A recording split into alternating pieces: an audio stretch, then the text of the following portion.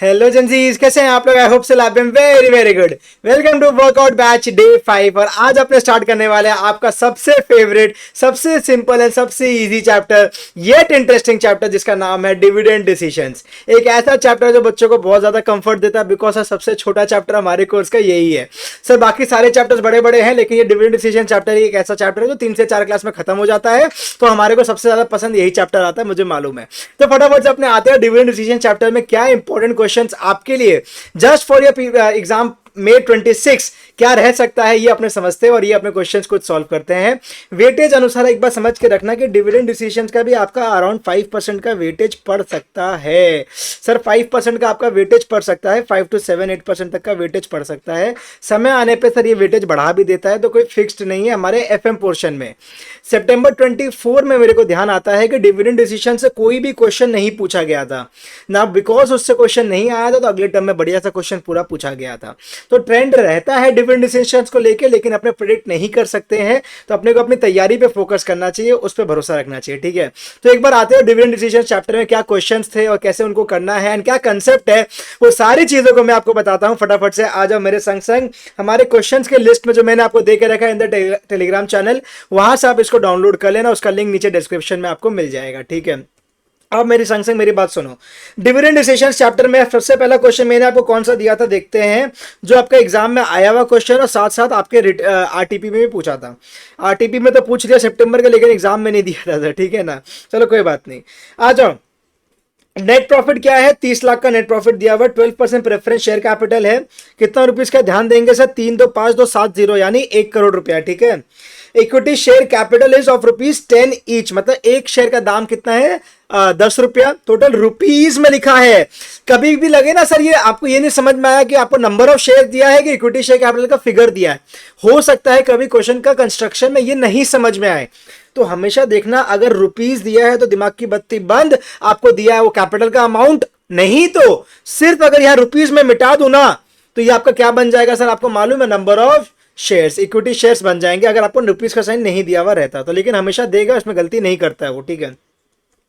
Internal rate of return on investment, यानी ये हमारा क्या बन गया, याद आ रहा है किसी को? छोटा आर, ये हमारा रिटर्न बन गया। Are is what? 22% का, बहुत बढ़िया बात है। कॉस्ट ऑफ इक्विटी कैपिटल बोला आपको कितना sir? Cost of equity capital मतलब k e, we all know that is 18%, ठीक है। रिटेंशन रेशियो बोला, रिटेंशन रेशियो क्या होता था? बी होता था retention ratio, that is how much? 75%। मतलब अगर मैं 10 रुपया कमा रहा हूं तो सर 7.5 तो घर पे रख ले रहा हूं, ये मेरा घर है, घर पे रख ले रहा हूं, एंड 2.5 का मैं क्या कर रहा हूं? डिस्ट्रीब्यूशन कर देता हूं बाहर, पब्लिक में, बाहर के शेयर होल्डर्स में, राइट। इसका मतलब क्या होता है सर? ये मेरा क्या है?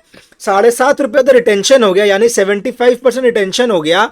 बाकी 2.5 का मैंने डिविडेंड के जैसे बांट दिया हमारे शेयर होल्डर्स को। यही डिविडेंड डिसीजन है कि हमें कब कितना क्या डिविडेंड देना चाहिए, ये मेरा चैप्टर बोलता है, right. Calculate the market price of the share using what? Sir आपके दो सबसे पसंदीदा मॉडल, एक है गॉर्डन और दूसरा है वॉल्टर। दोनों मॉडल को लग समझना भी है और क्वेश्चन भी सॉल्व करके देना है।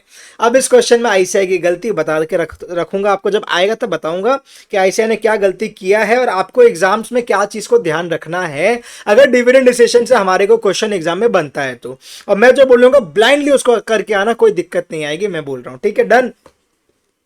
क्वेश्चन समझाना पहले आपको, सारा डेटा दिया हुआ है और आपको बोल रहा है सर मार्केट प्राइस निकालो गॉर्डन से और वॉल्टर से। स्टार्ट करते हैं, बीच बीच में आपको सारा चीज समझाते हुए चलेंगे, कंसेप्चुअल एरिया वाली चीज पे आऊंगा, टेंशन मत लो, ठीक है।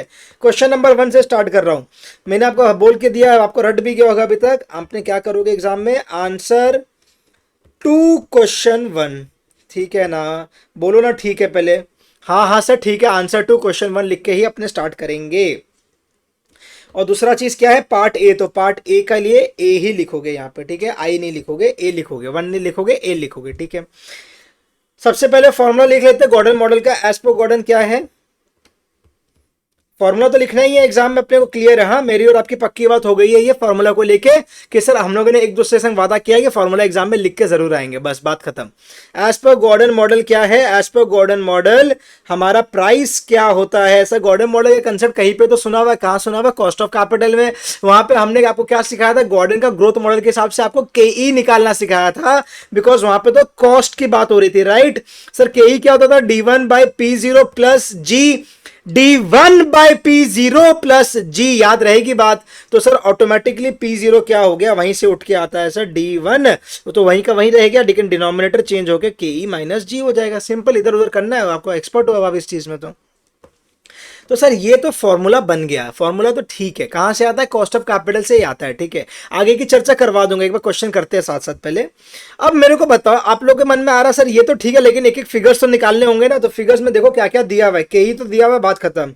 सर ग्रोथ निकाल सकते हैं क्वेश्चन से, ग्रोथ, ग्रोथ का फॉर्मूला देखते हैं एक बार, ग्रोथ क्या होता है देखो मेरे संग संग। G is equals to b into r, यानी कि g is equals to b मतलब रिटेंशन रेशियो आपको दिया हुआ है 0.75, 0.75, और आर क्या है आपका, रिटर्न है 22% का, बात खत्म।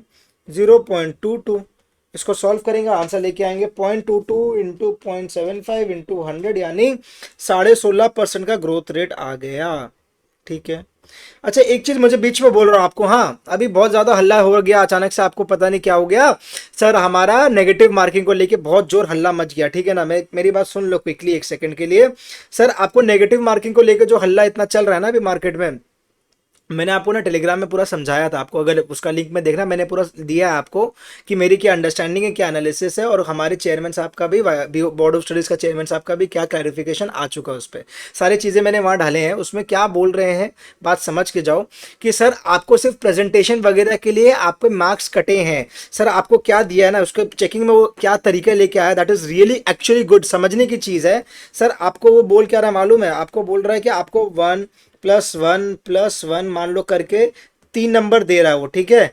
और 3 देने के बाद वो -0.5 दिखाया और आपको 2.5 दे रहा है ना। बच्चे ने ये 0.5 पकड़ लिया और बोल रहा है ये क्या हो गया, नेगेटिव मार्किंग दे रहा है ना। बात ये है ना, ये 0.5 देने का लॉजिक ये है कि एक सडन अकाउंटिंग स्टैंडर्ड या कोई प्रेजेंटेशन के तरीके के हिसाब से उसको प्रेजेंटेशन करना था, और ये कोई नई चीज़ आपकी जनवरी एग्जाम में नहीं हुई, ये चलते हुए आ रहा है, ऐसा कुछ नया स्टेप नहीं लिया गया, पहला बात। सेकंड, ये प्रेजेंटेशन के हिसाब से कुछ स्टैंडर्ड का कोटिंग करना था, कि एक स्टैंडर्ड आपका अगर AS7 है या जो भी अकाउंटिंग स्टैंडर्ड है, NDS है, कुछ भी है आपका, चाहे फाइनल के बच्चे हो, तो कहीं पे भी आपका कुछ कोटिंग में गलती है या कहीं पे मिस्टेक है तो उसके मार्क्स कट हुए हैं। तो नॉर्मली ना अपने क्या समझते हैं कि 3 की जगह देना चाहिए था 2.5 ही, लेकिन वो 2.5 डायरेक्टली नहीं देके ना, वो क्या किया, पहले 3 दे रहा है एंड देन 0.5 माइनस करके दिखा रहा है 2.5 दे रहा है। तो सर डायरेक्टली अगर 2.5 दे देता ना तो बच्चे को कोई दिक्कत ही नहीं था, ठीक है। उसको नेगेटिव मार्किंग का दिमाग में भी नहीं आता, उसको लगता है ठीक है जो भी है। अब लेकिन ये माइनस करके दिखा दिया तो बच्चों को डाउट हो रहा है कि क्या कर दिया हमारे संग। अरे तो भैया अच्छा ही है ना, उसको आपको समझा रहा है वो कि आपके आंसर के फिगर सारे राइट है, उसके लिए मैं आपको मार्क्स दे रहा हूं, लेकिन भैया आपका प्रेजेंटेशन में, आपकी कुछ कोटिंग में, आपकी कोई कहीं पे कोई चीज में गलती हुई है, उसके मार्क्स कट रहे हैं यहाँ पे। तो आपको क्लियरली समझ में आ रहा है सर कि आपका कहाँ मिस्टेक है, तो that is really good thing, आपको अप्रिशिएट करना चाहिए इसको। समझ में आई मेरी बात, हाँ या ना बोलेंगे, हाँ सर समझ में आ गया, डन। इससे वैसे नहीं बोलूंगा, इससे वैसे टेलीग्राम में पूरा दिया, पढ़ना जाके, डन है ना। अब आओ मेरे संग संग, सर हम ग्रोथ निकाल रहे थे, ग्रोथ तो हमारा आ गया बहुत बढ़िया से 16.5% का, ठीक है ना। अब मेरे को क्या बाकी है, फिगर निकालना, देख लो सिंपली, के ही आ गया, ग्रोथ आ गया, पी निकालना है, या D1 चाहिए। अब D1 कैसे निकालोगे, D1 कैसे निकालोगे, D1 के लिए नेट प्रॉफिट दिया हुआ है। सर नेट प्रॉफिट दिया हुआ, नेट प्रॉफिट का मतलब क्या होता है, पैट होता है, पैट या नेट इनकम, सब एक ही चीज है, याद रखोगे ये सारी बातें को मेरे, हाँ ये सब इंपॉर्टेंट ना इनसाइट्स होती हैं। आपको लग रहा है कि हाँ ठीक है क्या बोल रहे हो, लेकिन जब एग्जाम में आता है ना तो लगता है अरे ये पैट मानना था कि क्या मानना था, सर ने क्या बोला था, तब मेरी बातें ना कान में आके आपको बोल के चला जाओगा, ऐसा फीलिंग आएगा कान में आके बोल के चले गए सर, ठीक है। तो net profit for the year आ गया 30 लाख का, प्रेफरेंस दिया हुआ है, तो कितना है हमारा प्रेफरेंस कैपिटल है, डिविडेंड का रेट है 12% का, यस। तो 12% का डिविडेंड हटाएंगे उसमें से तो हमें मिल जाएगा हमारा earnings for my equity share holders, number of shares मेरे पास है, ईपीएस आ गया, रिटेंशन रेशियो है उसको हटाऊंगा, मतलब पे आउट रेशियो से मल्टीप्लाई करूंगा, मेरे को मिल जाएगा मेरा dividend which I will give, right. आओ मेरे संग संग ये कर लेते हैं, कैसे दिखाओगे इसको, कैलकुलेशन ऑफ, लिखो calculation of D1, calculation of D1, बस इतना ही लिखा है मैंने, ठीक है। सबसे पहले आपको नेट प्रॉफिट दिया है, वो नेट प्रॉफिट उसने दिया है, मैं आपको टेबल बना के करवा रहा हूँ ताकि अच्छे से समझ में भी हो, representation of the answer, presentation of the answer भी अच्छा से बने, ठीक है। इसमें से आप लेस करते हो क्या, आप अपना लेस करते हो प्रेफरेंस डिविडेंड को, सारा बच्चा हाँ बोलेगा, हाँ सर, ये कैसे आएगा, इसको दिखाओगे एग्जाम में? 12% ऑफ कितना था ये sir? 12% of 1 crore, 1 2 3 4 5 6 7 comma comma comma, हो गया ना? 3 2 5 2 7, ठीक है सर। ये आ गया 12 लाख का डिविडेंड, ये भी अपने क्लियर जा रहे हैं अभी तक। तो ये मेरे को क्या मिल गया सर? हमारा आफेश, earnings available for my equity shareholders आफेश, ठीक है। नाउ मेरे को चाहिए number of shares, number of share से डिवाइड करो। नंबर ऑफ शेयर्स कितने हैं, कितने हैं? आगे बढ़ रहे हो ना सर, कॉपी नहीं करना है, खुद करना है, तब फायदा मिलेगा इन बैचेस में, इन क्लासेस का। 60 लाख से डिवाइड करोगे 10 रुपए को तो आ गया आपका। तो ये आपको करना है 60 लाख से डिवाइड कर दो 10 रुपया को, तो ये आएगा 6 लाख। तो मेरा ईपीएस आएगा सबसे पहले तो, ईपीएस इज आफेश divided by number of shares. तो ये हो गए हमारे ₹3 पर शेयर, ठीक है। तो हमारा ईपीएस तक तो भैया आराम से आ गया, स्मूथली आ गया। ईपीएस तक तो किसी को डाउट नहीं है ना? प्लीज बोलेंगे जोर से, हाँ सर डाउट नहीं है, हमारा कॉन्सेप्ट चीजें क्रिस्टल क्लियर है ईपीएस तक। डन, हाँ ठीक है। Now next is what, next is what guys? EPS आ गया, मेरे को दिया हुआ मेरा पे आउट रेशियो निकाल लेता हूं क्विकली। पे आउट रेशियो कैसे आएगा? 1 - 0.75 यानी 0 या 25% लिख दूं। तो देयरफॉर यहाँ पे स्पेस कंस्टेंट है, मैं नेक्स्ट पेज में जा रहा हूँ। हाँ D1, हाँ डिविडेंड D1 कितना आया? ये हो गया हमारा पर शेयर का डिविडेंड, ठीक है ना? पर शेयर लिख लेना इसको। तो 3 × 25% लगा दो भाई, 3 × 25%, 3 × 25%, 0.75 rupees, 0.75 per share. Now listen to me very carefully. आपने देख लिया होगा मैंने हेडिंग में भी D1 लिखा था और यहां पे भी D1 ही निकाला है 0.75। I have not calculated this as D0। I am not going to consider this as D0। Why sir, why are not considering this as D0? Because ICI ने तो सर हमारा D0 ही माना है। तो सर आप क्यों नहीं ले रहे हो उसको D0, बताइए प्लीज। तो मेरी बात ध्यान से कान खोल के दिमाग में रजिस्टर करके समझ लेना कि डिविडेंड डिसीजंस चैप्टर में जब भी डिविडेंड की बात होगी वो हमेशा D1 ही होगा, हमेशा उसको D1 लेके ही आईसीआई करते हुए आ रहा है, कर रहा है। लेकिन कभी कभी क्या कर रहा है कि सर इसको वो D0 मान ले रहा है। एंड मजे की बात आपको मालूम है, आगे और बताऊंगा वो क्या कर रहा है। वो 0.75 पर D0 मानेगा, 1 प्लस ग्रोथ लगाएगा, नीचे KE माइनस G मार देगा, ठीक है ना। अब आपको एक और बात बताऊं, ये कर रहा है वो गॉर्डन के लिए, हाँ ना, ये कर रहा है वो गॉर्डन के लिए। लेकिन जब सेम चीज वॉल्टर में आ रहा है ना, सेम चीज जब वॉल्टर में आ रहा था उसका अप्रोच क्या चेंज हो रहा है? तब भैया वो ना 0.75 plus D plus E minus D, वो सेम चीज को इस बार 0.75 ही ले रहा है। क्यों कर रहे हो आईसीआई ऐसे, बताएंगे प्लीज, क्यों कर रहे हो ऐसे? क्यों हो रहा है ये चीज? सर अगर आपका गॉर्डन में अगर ग्रोथ ऐड होकर इसको D1 मान रहे हो तो क्या ये D0 हो गया? अरे हमें तो पता ही है सर क्या कि 0.75 यानी जो भी डिविडेंड हमारा वॉल्टर में होगा वही डिविडेंड मेरा यहां गॉर्डन में भी होगा। दोनों dividend is D1 only. We are not going to differentiate between the dividend between the Walter and the Gordon model. But institute ने इस पर्टिकुलर क्वेश्चन में, if you will go and check, उन्होंने क्या किया है सर, इसको मान लिया है, सॉरी इसको उन्होंने मान लिया है क्या, इसको उन्होंने मान लिया D0, साथ में ये ग्रोथ लगा दिया, लेकिन इधर पे इसको D1 के जैसे ही ट्रीट करके सॉल्व कर दिया। तो आपको वो चीज नहीं करना, रट के नहीं जाना पॉसिबल है, ह्यूमन बीइंग हो यार। आपको मैं ये रटवा सकता हूं, रटवा तो नहीं, ये बोल सकता हूं फिर भी कि सर D1 मानना है डिविडेंड ग्रोथ, डिविडेंड डिसीजंस के चैप्टर में सारे डिविडेंड को D1 मानना है until and unless specifically mention किया हो। उतना तो आप स्मार्ट हो, ये मैं आपको बोल सकता हूं, याद करवा सकता हूं। आपको मैं ये याद नहीं करवा सकता कि अगर क्वेश्चन ऐसा ऐसा दिखेगा ना तो आप ना उसको D0 मानना गॉर्डन में और D1 मानना वॉल्टर में। मालूम है आपको? मैं क्या बात कर रहे हो सर, ऐसे थोड़ी ना होता है। समझ में आ गई ना आपको मेरी बात? आपको मेरी बात क्लियर हुई कि नहीं? हाँ सर एकदम बढ़िया से समझ में आया आपका बात कि सर डिविडेंड डिसीजन चैप्टर में जब भी डिविडेंड दिखेगा हमको आपकी बात याद रहेगी कि हमें उसको D1 ही मानना है। क्लियर है? यस। अब मेरे संग बताओ आगे कैसे करें।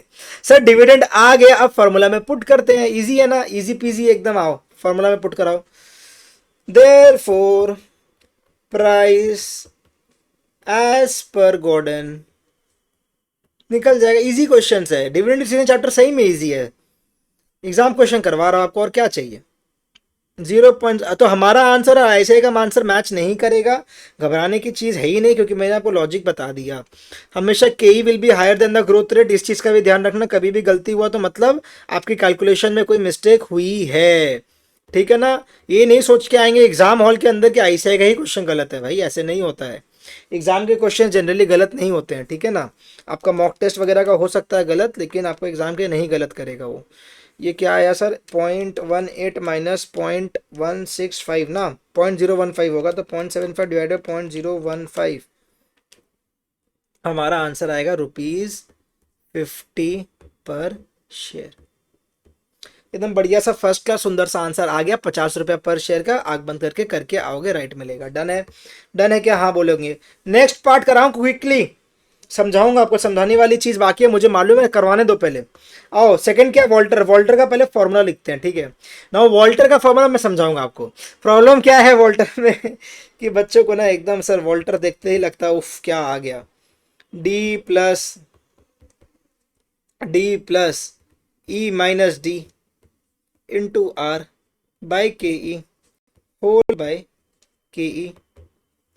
इतना तक तो क्लियर ही होता है, ये तो आपको बचपन से सीख के आ रहे हो। अब ये जो डी है ऑब्वियसली D1 है, मैंने डी लिखा मतलब D1 ही। हाँ ये तो पता ही है कि प्राइस इज डिविडेंड बाय के ई, या के E is dividend by price, dividend price model में सीखते हो। अब इसमें ना कुछ ऐड करते हैं, क्या, ये वाला चीज और होल डिवाइड के ई कर रहा हूँ, ये वाली चीज मैं कर रहा हूं इसमें। अब आएगा आपको इसमें डाउट कि सर ये हो क्या रहा है, सर हमको ये नहीं समझ में आया कि ये आप क्या करना चाह रहे हो। इसको ऐसे लिख लो यहाँ पे, ये वाला के ई को, एक ही बात है, इसको यहाँ से हटवा देता हूँ, तो ये आपको बेटर समझ में आएगा और अच्छे से समझ में आएगा, ठीक है। यहाँ से और बढ़िया से समझ में आएगा कि डिविडेंड में आप क्या बोल रहे हो सर, डिविडेंड तो ठीक है, प्लस ई माइनस डी करते हो, उसके बाद एक रिटर्न ऐड करना है आपको, उस पर रिटर्न क्या कमाओगे, डिवाइड करोगे के ई से और पूरा को डिवाइड वापस कर दोगे के ई से। इसका लॉजिक समझाऊंगा वापस आज आपको पूरा डिटेल में क्लास में, इसी क्लास में। इस क्वेश्चन को कंप्लीट कर लेते, सारे फिगर्स निकाले, में पुट करके आंसर निकाल के क्वेश्चन सलटाते हैं। पहले एग्जाम में आपको फॉर्मूला लिखना और सारे आंसर्स के सारे एलिमेंट्स के वैल्यूज लिखने, आंसर निकालना है बस, ठीक है। तो सबसे पहले आओ, प्राइस क्या आएगा अब हमारा, डिविडेंड आ गया था 0.75 का, प्लस अर्निंग्स आया था 3 का, माइनस 0.75, रिटर्न कमाने वाले हो कितना, रिटर्न कमाने वाले हो 22% का, हाँ, डिवाइड करोगे के ई कितना है 18% का, यस। यहाँ तक अलाइन चल रहे हैं ना अपने, हाँ यहाँ तक अलाइन चलने चाहिए तो मजा आएगा अभी तक क्लासेस में, यहाँ तक अलाइंड है ना अपने, हाँ सर। होल डिवाइड करोगे वापस किससे, वापस डिवाइड जो ये के ई होता है ना, ये बच्चों को तो एकदम ऊपर से चला जाता है कि सर ये वापस डिवाइड क्या हो रहा है, यही नहीं समझ में आ रहा। पहले मेरी बात सुन लो, यूट्यूब में ना डेडिकेटेड वीडियो है वॉल्टर को समझाने का मेरा, आपको YouTube में जाना है, अनिरुद्ध सिंघानिया वॉल्टर मॉडल लिखना है, आपको वो वीडियो दिखेगा, बढ़िया सा थंबनेल है, उसमें आपको समझ में आ जाएगा कि 2 बार के ई क्यों आ रहा है, डिटेल में वहां पे बताया गया, डेडिकेटेड वीडियो है वो पहला। सेकंड में बोल रहा हूँ मैं, अभी आपको वापस बताऊंगा, पहले इसको कंप्लीट करते हैं, क्विकली बताऊंगा अभी, लेकिन ठीक है ना, अभी बहुत ज्यादा टाइम लेके नहीं बता पाऊंगा, लेकिन आपको समझ में अभी भी आ जाएगा। और कंफर्ट चाहिए तो वो जो कि वीडियो आप लोग को देखना पड़ेगा, ठीक है। 22% डिवाइड करोगे उसको 18% से, प्लस करोगे 0.75 डिवाइड करोगे 18% से, तो आंसर आएगा 19 रुपीज ओनली। कुछ गलती तो नहीं हुआ ना, 2.25 into 22% divided by 18% plus 0.75 divided by 18%, हाँ 19.44 ही है, कोई दिक्कत की बात नहीं है, ठीक है। यहां तक बना, आंसर तो आ गया एकदम टन टना टन टन, एक बार में आंसर आ गया हमारा, तो हमारा ये काम तो बन गया। क्विकली दिखाऊं आपको, नेक्स्ट में भी हमारा वॉल्टर मॉडल सेम तरीके से सर मार्केट प्राइस निकालना पड़ता है, ये फॉर्मूला दिया हुआ है, मेरे क्लास नोट्स है जो आपको बुक मिलती है मेरी concept book, that is the FM digest, ठीक है, उसमें भी आप रेफर करोगे, आपको मिल जाएगा, सारी बातें लिखी हुई हैं, ठीक है। सेम चीज आप मेरे संग आओ, समझते हैं चीजों को, वो क्या रहा है। आंसर आ गया, क्वेश्चन खत्म है, हाँ अब आ गया वॉल्टर मॉडल का, क्विकली देखते हैं। मॉडल की बात हो रही है, वॉल्टर, ठीक है। वॉल्टर मॉडल का कंसेप्ट पता है बेसिकली क्या बोल रहे हैं कि सर डिविडेंड तो आ रहा है, डिविडेंड से तो मेरा प्राइस आज का आएगा, लेकिन अदर देन डिविडेंड भी जो मैं पैसे अपने पास रिटेन कर लूंगा, उसको भी तो कहीं इन्वेस्ट करूंगा, तो वो जो पैसे मेरे इन्वेस्ट करूंगा मेरे रिटेन्ड पैसों को, उससे भी कुछ कमाऊंगा, उसका वैल्यू तो आज मेरे प्रेजेंट वैल्यू में, आज के प्राइस में आना चाहिए। हाँ बोलो, क्या बोला वापस? सर बोल रहा है, वॉल्टर बोल रहा है कि सर आपका जो भी प्राइस है, आप तो डिविडेंड ले रहे हो, बाय के ही कर रहे हो, वो तो ठीक है, लेकिन सर इसके बाद कुछ ऐड भी तो और होगा। क्या ऐड होगा सर? आप बोल रहे हो ऐड, सर ये होना चाहिए इसके बाद कि मैं जो हमारा अर्निंग्स कर रहा हूं, क्या बोला सर? मैं जो हमारा अर्निंग्स कमाता हूं, देख रहे हो, समझ रहे हो ना, मैं जो अर्निंग्स कमाता हूं, वो अर्निंग्स में भी, सॉरी, हाँ, जो मैं अर्निंग्स कमाता हूं, अर्निंग्स माइनस डिविडेंड, उस पे भी तो कुछ रिटर्न कमाऊंगा, और वो रिटर्न पे भी तो मेरे को डिवाइड फिर केई से करना पड़ेगा प्रेजेंट वैल्यू निकालने के लिए। यहां तक क्लियर हुआ कि जो मैं रिटेन अर्निंग्स पे भी जो रिटर्न कमाऊंगा ना, उसका भी तो आज प्रेजेंट वैल्यू आना चाहिए मेरे प्राइस में। यस, अब आओ मेरे संग इसको और बढ़िया से समझते हैं, ठीक है? आओ एक बार। सर ये हमारा ईयर बन रहा है क्विकली, 5 साल का बनाते हैं, कितना भी साल तक जा सकता है अपना फर्म, ये सब अजम्पशंस अपना लिया हुआ, राइट? मैंने आपको क्या बोला कि सबसे पहले आप मान लो, क्या सर आपका आएगा यहाँ पे, देखो मैंने ना आपको क्लास में भी कैसे बताया था, क्विकली एक बार याद करके, बाई चांस क्लास नोट से भी किसी को याद आ जाए।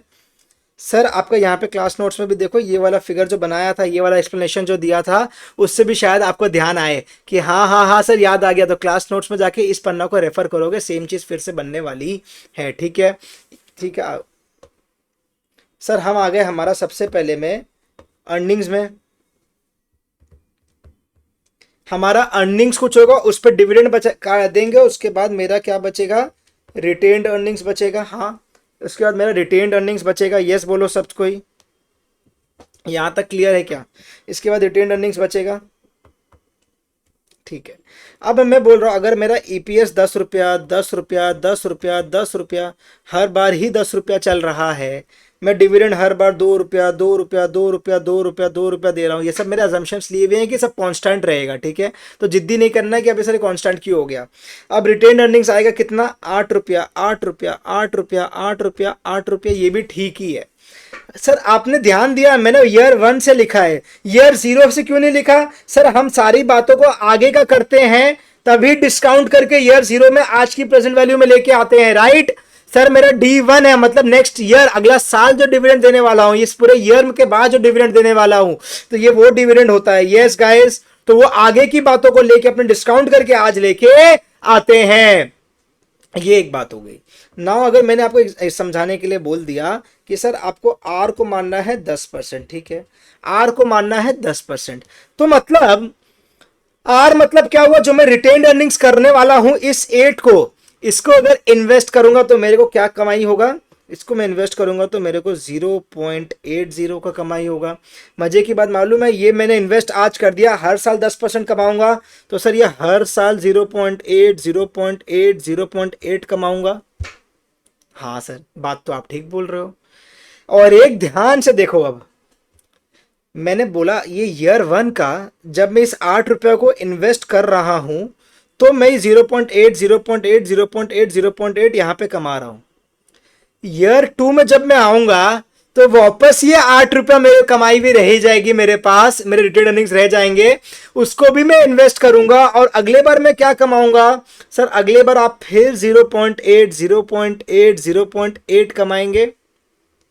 सेम चीज ईयर 3 के सेट के लिए भी होगा। ईयर 3 का जो ये, इसको अगर मैं पर्पल से कलर कर दूं, आपको समझ में आएगा कौन सा कलर किस साल के लिए बन रहा है, ठीक है? ये अगर मैं ऑरेंज से कर दूं, तो ये यहां से 0.8 0.8 कमवाएगा, फिर ये वाला 8 मेरे को उसके अगले साल से 0.8 कमा के देगा, और ये सिलसिला चलता जाएगा चलता जाएगा, ये सिलसिला मेरा चलता जाएगा, राइट? हाँ, तो आज का प्रेजेंट वैल्यू निकालना मेरे को, जो मैं फ्यूचर की कमाई है उसका आज का present value is my price, उतना मैं वैल्यू करता हूं फर्म को। मेरा फर्म का आज का वैल्यू क्या है? बेसिकली फ्यूचर से जो भी मेरी कमाई होगी उसका आज प्रेजेंट वैल्यू करोगे, वही फर्म की वैल्यू है, वही फर्म की प्राइस है। नाउ आप मेरे को बताओ कि सर ये जो आपने लिखा कि 0.8 0.8 0.8, अगर मैं इसको के से डिवाइड कर दूं, तो 0.8 डिवाइड बाय के कर दूं, और ऊपर मैंने के कुछ लिया अभी तक नहीं लिया है। अगर मैं के को सिंप्लीफिकेशन के लिए 8% ले लेता हूं, आपका आंसर सही से बैठेगा। तो अगर ये 8% ही है, फिर तो मजे की बात मालूम है, ये बन जाएगा क्या, 10 रुपया। ये 10 रुपया क्या है, ये सारे 0.8 की प्रेजेंट वैल्यू है। यस, फिर नेक्स्ट ईयर वापस ये 10 रुपया बन जाएगा। नाउ ये 10 रुपया क्या है, बॉक्स बना रहा हूं ताकि एक बार समझ में आए। इस का था, नेक्स्ट ईयर का इसका है, नेक्स्ट ईयर का इसका है, राइट? हाँ बोलो सब। फिर उसके नेक्स्ट ईयर का यहां आएगा, वो इसका है। उसके नेक्स्ट ईयर का यहां आएगा, वो यहां से चलता है। हाँ, तो ये एक टोटल 10 रुपए का ट्रेंड बन गया। और एक आ गया, सबकी प्रेजेंट वैल्यू आ गई 10 10 10 10 10। Now if you will again observe, sir ये ईयर 1 का 10 रुपया है। सर ईयर 1 का 8 रुपए इन्वेस्ट हो गए, ईयर 2 से मेरे को रिटर्न देना स्टार्ट कर रहा है ना। प्रॉब्लम की बात ये बच्चे यहां मिस कर रहे हैं। सर खेला चालू हो रहा है ईयर 1 से, नॉट फ्रॉम ईयर 0। आज की इन्वेस्टमेंट की वैल्यू की अगर रिटर्न मेरे को ईयर 1 में मिलती तो मैं एक बार डिवाइड करता तो मेरा आंसर यहां आ जाता, बात खत्म हो जाता। अगले साल का रिटर्न को एक बार डिवाइड करोगे रिटर्न से तो आपको, अगले साल के इनकम को एक बार डिवाइड करोगे रिटर्न से तो आज की प्रेजेंट वैल्यू आ जाएगी। अगले साल तक आप जो पोजीशन में पहुंचोगे उसको एक बार डिवाइड करोगे कॉस्ट से अपना, तो आज की प्रेजेंट वैल्यू आती है। यस, मैं बोल रहा हूं ये सेकंड ईयर से मेरी कमाई आएगी एक्चुअली। तो मैं जब एक बार डिवाइड कर रहा हूं ना, तो मैं फर्स्ट ईयर का 10 रुपया पे पहुंच रहा हूं। थर्ड ईयर वाले के लिए सेकंड ईयर का 10 रुपया। सर मेरे को पहुंचना कहां है, मेरे को पहुंचना तो ईयर 0 में था। तो ईयर 0 में पहुंचने के लिए आपको वापस क्या करना पड़ेगा, ये सारे 10 रुपए 10 रुपए 10 रुपए को डिवाइड करना पड़ेगा आपके कॉस्ट से। मतलब 10 डिवाइडेड बाय आपको वापस 8% करना पड़ेगा। जो वैल्यू आएगा ये ही आपका प्रेजेंट वैल्यू है फ्यूचर की रिटेन्ड अर्निंग्स से। क्लियर हुआ? फ्यूचर के डिविडेंड से जो रिटर्न आएगा वो तो मैं आपको एक बार में बोल रहा हूं ना, उसका तो आंसर है 2 डिवाइडेड बाय क्या है इसका भाई, के 8%। 2 डिवाइड बाय 8% करो तो 2 डिवाइड बाय 8%, ये आ गया 25 रुपया। तो ये तो डिविडेंड का वैल्यू आज 25 रुपया है। तो मतलब मेरा फॉर्मूला क्या था, मेरा फॉर्मूला क्या था, ध्यान दो सर, मेरा फॉर्मूला बोल रहा है कि डिविडेंड पे तो आप आज के ही कर ही लो, उसके बाद एक काम करो, जो आप रिटेन्ड अर्निंग्स करते हो ना उस पे आप जो कुछ कमाओगे उसके प्रेजेंट वैल्यू स्टार्ट हुई। तो मैं ईयर 2 से स्टार्ट करा तो ईयर 1 पे पहुंच पाया अभी तक, फिर से वापस के ही कर दूंगा तो मैं आज पे ईयर 0 पे पहुंच जाऊंगा, मतलब आज की प्रेजेंट वैल्यू पे पहुंच जाऊंगा।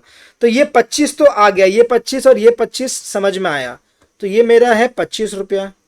प्लस कुछ करना है, अब ये प्लस क्या होगा, तो ये आपका प्लस होगा इस बार 10 divided by 8%, that is 10 divided by 8%, that is ₹125। तो ये 125 और प्लस होगा, यानी प्राइस हो गया 150 रुपीज।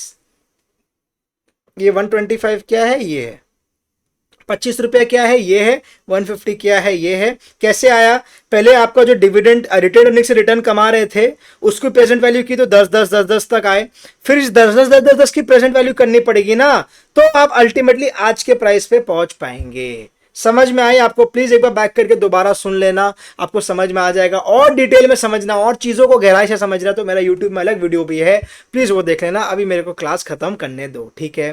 क्लियर है सर? डिविडेंड ग्रोथ मॉडल जो था आपका, गॉर्डन मॉडल जो था, वो तो आपको पता है परपेचुइटी विद ग्रोथ की कंसेप्ट लगती है उसमें, वो भी मैं क्विकली बता देता हूँ। परपेचुइटी का वर्ड सुना है ना आपने, मतलब परपेचुइटी, परपेचुइटी मतलब कि सर आज आपने 1 लाख इन्वेस्ट किया ना, 1 लाख इन्वेस्ट किया अगर आज, तो आपको रिटर्न मिलेगा मान लो @10%, तो सर आपको 10,000। ये कब मिलेगा सर? ये सिलसिला चलता जाएगा जीवन भर, ईयर 1 2 3 4 से लेके इन्फिनिटी तक। हर साल आपको 10,000 10,000 करके मिलते रहेंगे, हर साल 10,000 करके मिलते रहेंगे। महीना का तो 1,000 रुपया भी नहीं होता, महीना से मतलब भी नहीं है आपको। मैंने बोला आज 1 लाख रुपए दो मेरे को, आप, मैंने आपको बोला आप मेरे स्टूडेंट हो, आप मेरे को प्लीज आज 1 लाख रुपए दो, मैं आपको 10% का रिटर्न जीवन भर आपके लाइफ टाइम देते रहूंगा। तो आपने बोला मतलब सर आप हम 10,000 करके जीवन भर देंगे? मैंने बोला हाँ, जब तक मैं आपको ये 1 लाख का मूल या प्रिंसिपल नहीं चुका देता, अब मैं आपको 10,000 करके हमेशा देता रहूंगा। आपने बोला यार बढ़िया डील है सर ये तो। मैंने बोला कोई बात नहीं, दे दो मेरे को। समझ में आई आपको मेरी बात? तो आपके लिए बैक कैलकुलेशन क्या हुआ, अगर कोई पूछता है कि कितना कमाते हो सर से, आपने बोला कि सर से तो मैं हर साल 10,000 कमाता हूँ, हर साल, मतलब ईयर 1 में 2 में 4 में 3 में 4 में 5, अरे यार 4 ही तो लिखा था, 4 में 5 में 6 में, हर साल तो मैं सर से 10,000 करके कमा रहा हूँ।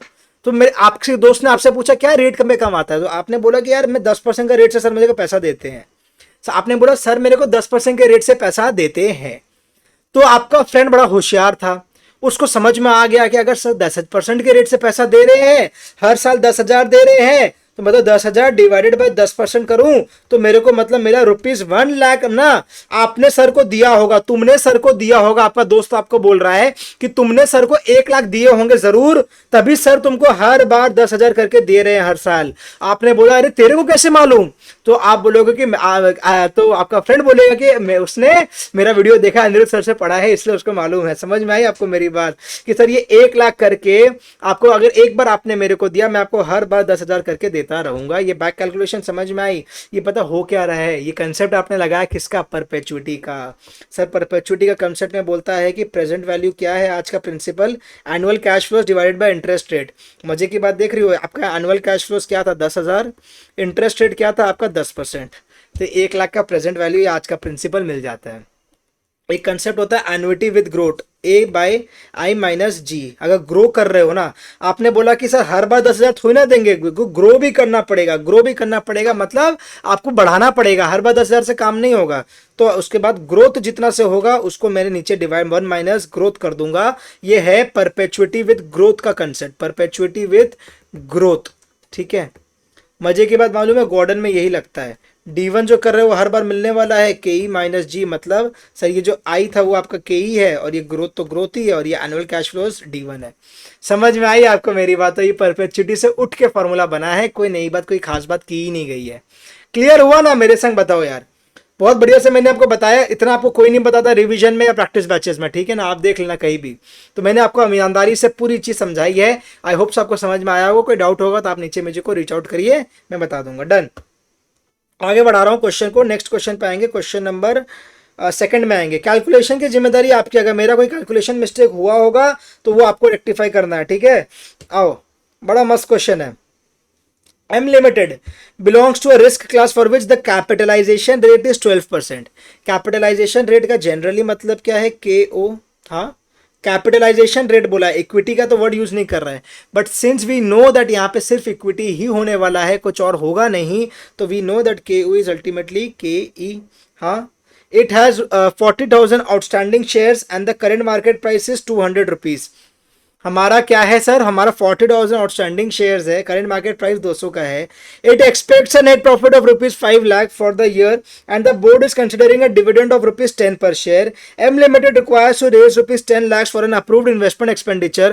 Illustrate how the MM approach affects the value of M Limited if dividends are paid or not paid. हाँ, क्या बोला सर आपने? कैसे करोगे? ये डिविडेंड्स आर पेड और नॉट पेड बताएंगे। ये देखते ही समझ में आ गया सर, हमारा एमएम का क्वेश्चन है। एमएम अप्रोच लिख भी दिया, नहीं भी लिखता, डिविडेंड ऑफ पेड और नॉट पेड देखते ही दिमाग में क्लिक करना चाहिए कि कहीं ना कहीं एमएम की बात हो रही है। और ये क्वेश्चन को मारेंगे एक ठोक गोला इस बार के लिए, बिकॉज ये क्वेश्चन ना आया नहीं है, एमएम पे क्वेश्चन पूछ नहीं रहा है। तो ये बहुत इंपॉर्टेंट बन रहा है। मेरे को जितना पासिंग टर्म बीतता है ना, मेरे को जोर से फीलिंग आना स्टार्ट होता है ये एमएम आने वाला है, आने वाला है, आने वाला है। ठीक है, नेक्स्ट 2 टर्म में एक बार एमएम आ रहा है, देखना मैं बोल रहा हूँ ये बात। नेक्स्ट 2 में से एक टर्म में एमएम आ रहा है, चाहे वो आपका हो चाहे उसके बाद वाला हो, लेकिन ये एमएम आने जरूर वाला है। ठीक है, एक तो ये बात हो गई। सेकंड है, मैं आपको एक बात और बताता हूँ आज। मेरे को मालूम नहीं कि आप में से कितने बच्चों को एक चीज मालूम है। अगर आपने मेरे क्लासेस वीडियोस देखे तो आपको पता होगा, ये क्वेश्चन ना एमसीक्यू में आ सकता है। कितने मार्क्स के लिए सर? केस स्टडी एमसीक्यू बोल रहे हो क्या? मैंने बोला फॉर 1 मार्क्स। क्या मैंने बोला? सर ये 1 मार्क के लिए एमसीक्यू में आने लायक क्वेश्चन है। आप में से तो आधे बच्चों का दिमाग ही हिल गया होगा, क्या बोल रहे हो सर? सर एमएम का क्वेश्चन है, इतना बड़ा डिविडेंड पेड नॉट पेड बोल के 2-2 हमारा स्टेटमेंट बनता था। आप बोल रहे हो 1 मार्क का क्वेश्चन आएगा एमसीक्यू में, not even a case study question. मैंने बोला आ जाए ना तो कोई बड़ी बात नहीं है, क्योंकि इसका आंसर तो निकल ही गया। इसका आंसर क्या है मालूम है ना? मैं बताऊंगा आपको, समझाऊंगा। एमएम आपको हो सकता है इस तरीके से किसी ने नहीं पढ़ाया होगा कभी, आपको फील होगा कि इतना इजी था, अभी तक हम क्या सोच रहे थे। देखना आंसर क्या मालूम है आपका? आंसर है 40,000 शेयर्स, 40,000 शेयर्स इनटू रुपीज कितना मालूम है? करंट मार्केट प्राइस कितना है? 200 इनटू ₹200। इसको करके देखो, आंसर आएगा 80 lakhs। 80 लाख रुपया का आंसर आपका आ जाएगा, इन दोनों को मल्टीप्लाई करो। और ये जो 80 लाख है ना, ये क्या है मालूम है? ये जो 80 लाख है, illustrate how the MM approach affects the value of the share. ये 80 लाख क्या है आपका मालूम है? Value of the share, value of the firm, value of the firm.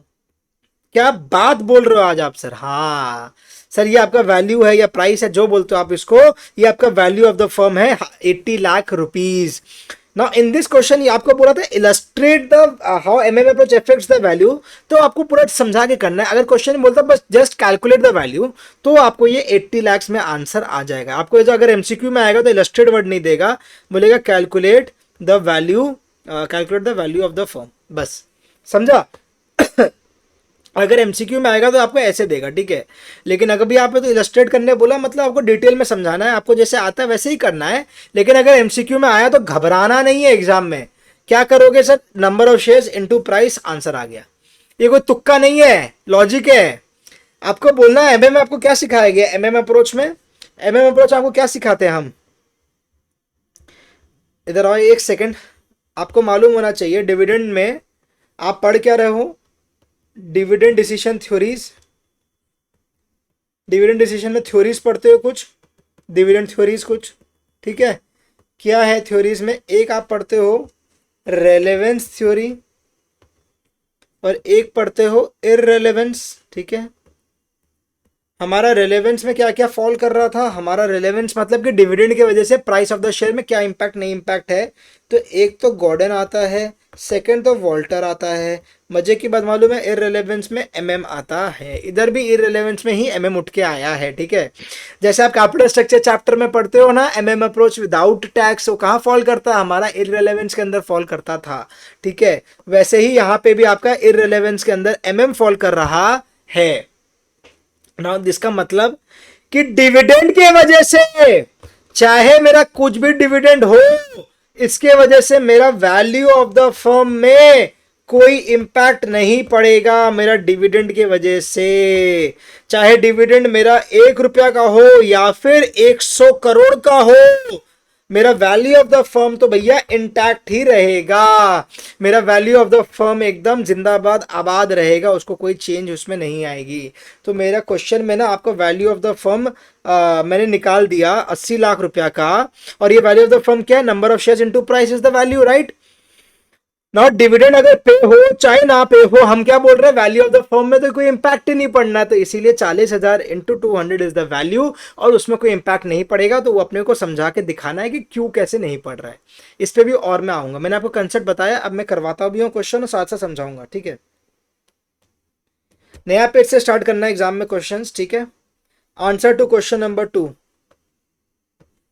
Presentation पे मैं वैसे ही कर रहा हूँ जैसे एग्जाम में आपको करना चाहिए, ठीक है, तो टेंशन की बात नहीं है। आंसर टू क्वेश्चन 2, ठीक है। आंसर टू क्वेश्चन 2 में बोलो। अब खुद से स्टार्ट करिए प्लीज, कॉपी वॉपी का सिलसिला बहुत हो गया। आंसर टू क्वेश्चन 2 देखो, खुद से स्टार्ट करो। क्या बोल रहा है? इसमें तो कोई ABCD है ही नहीं, सीधा स्टार्ट करना है। सीधा मैं लिखूं when dividend is not paid. पहले नॉट पेड कर लेते तो पेड वाला इजीली हो जाएगा, ठीक है। आपको क्या पता है? क्या स्टेप 1 मैंने जैसे सिखाया आंख बंद करके वैसे करना है सब चीज को, ठीक है। स्टेप 1 क्या है? मैंने बोला 3 स्टेप प्रोसेस है, पता है, सिंपल है एकदम, एकदम कॉम्प्लिकेट नहीं करता मैं। स्टेप 1 में आपको मालूम है आपका आज का प्राइस क्या होता है? आपका आज का price is D1 plus P1/1 plus KE। Yes, ये बहुत इजी चीज लिख रहा हूं मैं, इस चीज में कोई दिक्कत नहीं होनी चाहिए। मैंने क्या बोला? आज का प्राइस आपका क्या होता है? आप जो अगले साल का डिविडेंड आपको मिलने वाला है, प्लस अगले आज का 100 रुपए का आप इन्वेस्टमेंट कर रहे हो, अगले साल उसे 4 रुपए का डिविडेंड मिला आपको और उसका दाम हो गया 112, तो अल्टीमेटली रिटर्न क्या हुआ? 112 plus 4 divided by 100 minus 100, sorry 100 कितना हुआ? 116, 1.16 माइनस 1 करोगे और लास्ट में इंटू 100, ये हुआ आपका, राइट। आपका क्या हुआ सर? आपका 112 रुपया प्लस 4 रुपया, मतलब 100 का माल आपका सिंपली क्या हुआ? 100 का माल 116 रुपया हो गया। कितना रिटर्न कमाया सर? हमने हमने 16% का रिटर्न कमाया। जो रिटर्न शेयर होल्डर्स ने कमाया वो कंपनी का के लिए क्या है? कॉस्ट है। तो सर अगर मैं ये बोल सकता हूँ सिंपली समझाने के लिए फिर से कि सर मेरा 100 इज इक्वल्स टू क्या? अच्छा 100 नहीं मालूम, भूल जाओ, 100 निकाल रहे हैं अगर 100 निकाल रहे हैं तो 4 प्लस 112 बाय 1.16 कर सकता हूँ, तो ये आएगा कितना? रुपीज 100 का प्राइस आएगा, राइट? वही लॉजिक लग रहा है, ठीक है? समझाया फिर से आपको, सब चीज़ दिया हुआ होगा क्वेश्चन में, देखना। देखो डिविडेंड दिया हुआ ₹10 पर शेयर का, तो 10 रुपये पर शेयर का डिविडेंड की बात कर लिया। उसके बाद प्राइस दिया हुआ है कुछ, तो प्राइस नहीं दिया हुआ है, करंट प्राइस दिया हुआ है 200, मतलब 200 इज इक्वल्स टू P1 निकालना है अब। और आपको 1 प्लस के ही दिया हुआ होना चाहिए। कैपिटलाइजेशन रेट 12% है, तो ये आपका हो गया 1 प्लस 0.12, ठीक है? तो 200 पे प्लस 12% मारो, -10 करो, तो ये आपका कुछ गलती हुआ, 200 पे इंटू 1.12 -10 करो तो ₹214 आएगा। ये आपका आ गया P1 इज इक्वल्स टू ₹214, ठीक है? P1 आ गया ₹214। यहां तक भी क्लियर है अपने ना? हाँ बोलो प्लीज, यहां तक क्लियर है क्या? हाँ सर यहां तक तो क्लियर है, ठीक है। स्टेप 2 पे आएंगे। स्टेप 2 क्या हुआ करता था, चाहता हूं मैं आप खुद से लिखो, ठीक है? मैं चाहता हूं आप खुद से करो। जब तक खुद से नहीं करोगे नहीं बेनिफिट मिलना है इन क्लासेस में, बार बार बोलता हूं। सर स्टेप 2 में मैं बोल रहा हूं सर आपको करना है calculation of new shares, calculation of new shares, ठीक है? अच्छा इस क्वेश्चन में तो डिविडेंड अपने नहीं मान रहे हैं ना, सॉरी, इसको प्लीज वो कर लो, मैंने डिविडेंड के संग करा दिया गलती से। इसको 224 मान लो, हाँ ठीक है? समझ में आई ना आपको बात? डिविडेंड में तो मानो डिविडेंड नॉट पेड, ठीक है? हेडिंग क्या दिया? डिविडेंड नॉट पेड ना, ठीक है? तो वो तो ठीक है, मेरे को उम्मीद है आपने सही किया होगा खुद से। कैलकुलेशन ऑफ न्यू शेयर में मैं एम को नया शेयर्स मानता हूं। मैं क्या बोल रहा हूं, आपको जितना इन्वेस्टमेंट करना है, आपको जितना इन्वेस्टमेंट करना है, आप कितना अपने पास पैसे रख रहे हो उसको माइनस कर दो, डिवाइड करोगे किससे? P1 से, जो आपने निकाला अभी जस्ट, ये आपने अभी जस्ट निकाला, उससे डिवाइड करोगे, आपको मिल जाएगा कितने शेयर्स आपको चाहिए, ठीक है? क्लियर है मेरी बात? हाँ, आपको कितना इन्वेस्टमेंट करना है? आपको लग रहा है 10 लाख रुपए का इन्वेस्टमेंट है, इसका लॉजिक समझा रहा हूँ, ठीक है? एक सेकेंड लिख लो पहले। अर्निंग्स कितनी है? एक्सपेक्ट्स बोला है, मतलब ये मेरा अगला साल का ईपीएस है, राइट? 5 लाख का। डिविडेंड कुछ है नहीं तो भूल जाओ, डिवाइड कर दो किससे? 224 से, तो ये आएगा कितना? 5 लाख बाय 224 करोगे तो 2232 शेयर्स आएंगे। ओ माय गॉड, 2232 शेयर्स, ठीक है? लॉजिक क्या है? लॉजिक बहुत सिंपल है। बोल रहा है कि 10 लाख रुपए इन्वेस्टमेंट करना है, आपके पास कमाई के रुपए ही 5 लाख अगर है, लगाना 10 रुपया है, तुम्हारे पास सिर्फ 5 रुपये अगर है, क्वेश्चन बोल रहा है, तो भैया आपको कैसे करोगे? तो आप बोल रहे हो कोई बात नहीं, नए शेयर्स इशू कर लेंगे। सर नया शेयर आपको इशू करना पड़ेगा, आप अगले साल की कमाई, अगले साल के इन्वेस्टमेंट की बात कर रहे हो, अगले साल की प्राइस से ही डिवाइड करोगे तभी नए शेयर्स लेके आओगे, नए शेयर्स इशू करोगे, नए पैसे लेके आओगे। नए शेयर्स इशू करोगे या तो नए शेयर होल्डर को करोगे, यस? तो मेरे नए शेयर होल्डर्स को जब शेयर इशू करोगे तो क्या प्राइस पे करना पड़ेगा सर? 224 रुपये पे करना पड़ेगा, क्योंकि आप अगले साल ये काम करने वाले हो, तो ये P1 हो जाएगा। ध्यान रखना सर, इसको P0 मत कर देना, तो आपको वो एग्जामिनर जीरो दे देगा, तो हमें हमारा जीरो बैठाने के चक्कर में उसका जीरो चाहिए क्या? नहीं चाहिए। तो सर हम हमेशा इसको P1 करेंगे, ये चीज़ याद रखोगे, पहली बात। और मैंने लॉजिक बोला कि ये ईपीएस आपको क्लियरली लिख रहा है, देखो एक्सपेक्ट्स, मतलब अगले साल की बात कर रहा है ना, तो ये अगले साल का अर्निंग्स है, अगले साल में इन्वेस्टमेंट करना है, तो प्राइस भी तो अगले साल का ही लोगे। आज से ही कर लोगे क्या? आज की प्राइस में अगले साल का शेयर इशू होता है क्या? हाँ बोलो, आज की प्राइस में अगले साल का शेयर इशू कर सकते हो? नहीं सर, जब आएगा तब करेंगे। तो जब आओगे अगले साल तो 224 रुपये दाम हो जाएगा शेयर का, तो उस पर नंबर ऑफ शेयर्स नहीं इशू करोगे, तो आपको जो एडिशनल, आपको 10 लाख में से 5 लाख कम पड़ रहे थे, वो 5 लाख और मिल जाएंगे। डन है, ये क्लियर हुई मेरी बात? यस। तो अपने यहां तक तो अलाइंड है, ठीक है? यहां तक तो अपने अलाइंड है। अब स्टेप 3 में मेरे को बोल रहा है वैल्यू निकाल के दे दे फर्म का, simple. Calculation of value of the firm. तो वैल्यू ऑफ द फर्म क्या होता है?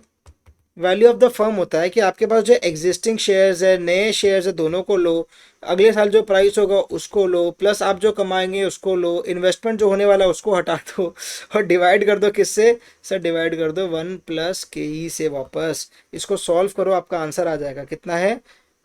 40,000 था ना, तो 40 और 2232, तो बता रहा हूँ, हाँ इसका भी समझा दूंगा। 40 + 2232, इस पे आपको मल्टीप्लाई करना है P1। P1 क्या है? इस पे P1 मल्टीप्लाई करना है। Now what is P1 guys? हाँ ध्यान दे रहे हो क्या? इस पे P1 मल्टीप्लाई करना है। P1 क्या है? मेरा प्राइस जो होने वाला, दैट इज जो हमने निकाला 224 का, ठीक है। अब हम E माइनस ई आई कर रहे हैं। अरे मजे की बात मालूम है, ऊपर आप I माइनस ई कर रहे हो, यहां पे आप E माइनस आई कर रहे हो, तो आपको तो अल्टीमेटली वैल्यू सेम आना है। समझा रहा हूं, आपको नहीं दिखा तो मैं समझा रहा हूं, रुक जाओ। सर आपका 5 लाख ये है, माइनस 10 लाख अब कर दो, डिवाइड कर दो कितना से? 1.12 से। इसको सॉल्व करो, कितना आता है देखो, प्लस 40,000। तो ये 40,000 plus 2232 into 224 minus 5 lakh divide by 1.12। तो सर ये आ गया ₹80 लाख। ये आ गया आपका आंसर ₹80 लाख। क्लियर है? अब आता हूं मैं वापस आपको समझाने। हो क्या रहा है ये, अब मेरे संग देखो एक बार, ठीक है? मेरे संग देखना पड़ेगा। मैंने स्टेप 2 में क्या लिखा था आपको? मैंने स्टेप 2 में लिखा था, ध्यान दो एक बार ना। स्टेप 2 में मैंने क्या बोला आपको? अरे क्या हो गया? जो नए शेयर्स है उसका फॉर्मूला क्या है? आई minus e minus D bye P1, ठीक है। और स्टेप 3 में क्या बोल रहा हूँ? स्टेप 3 में आपको बोल रहा है वैल्यू ऑफ द फर्म क्या होता है? कुछ नहीं होता है, N+M इंटू P1 प्लस जो आपकी कमाई है वो आपकी वैल्यू में ऐड होनी चाहिए, जो आपको एक्स्ट्रा चाहिए वो हटाओ उसमें से, फिर जो इन्वेस्टमेंट करोगे वो हट जाएगा, और डिवाइड करोगे उसको किससे? 1 + KE से, ठीक है। यहाँ तक ठीक है, दिख रहा है? ठीक है, ये दो स्टेप है। आपको समझ नहीं आ रहा, वैल्यू सेम क्या आ रहा है, कौन सी मैजिक ट्रिक लगती है? देखो हो क्या रहा है, सिंपल देखोगे। मैं इसको ऐसे लिख सकता हूं, मैं इसको ऐसे लिख सकता हूं क्या? क्या कि मेरा आई का वैल्यू क्या है? आई है मेरा MP1 प्लस E-D, ठीक है। ये मेरा आई का वैल्यू है। अब मैं इस आई को यहाँ प्लॉट करता हूँ, तो वैल्यू ऑफ द फर्म क्या हो रहा है?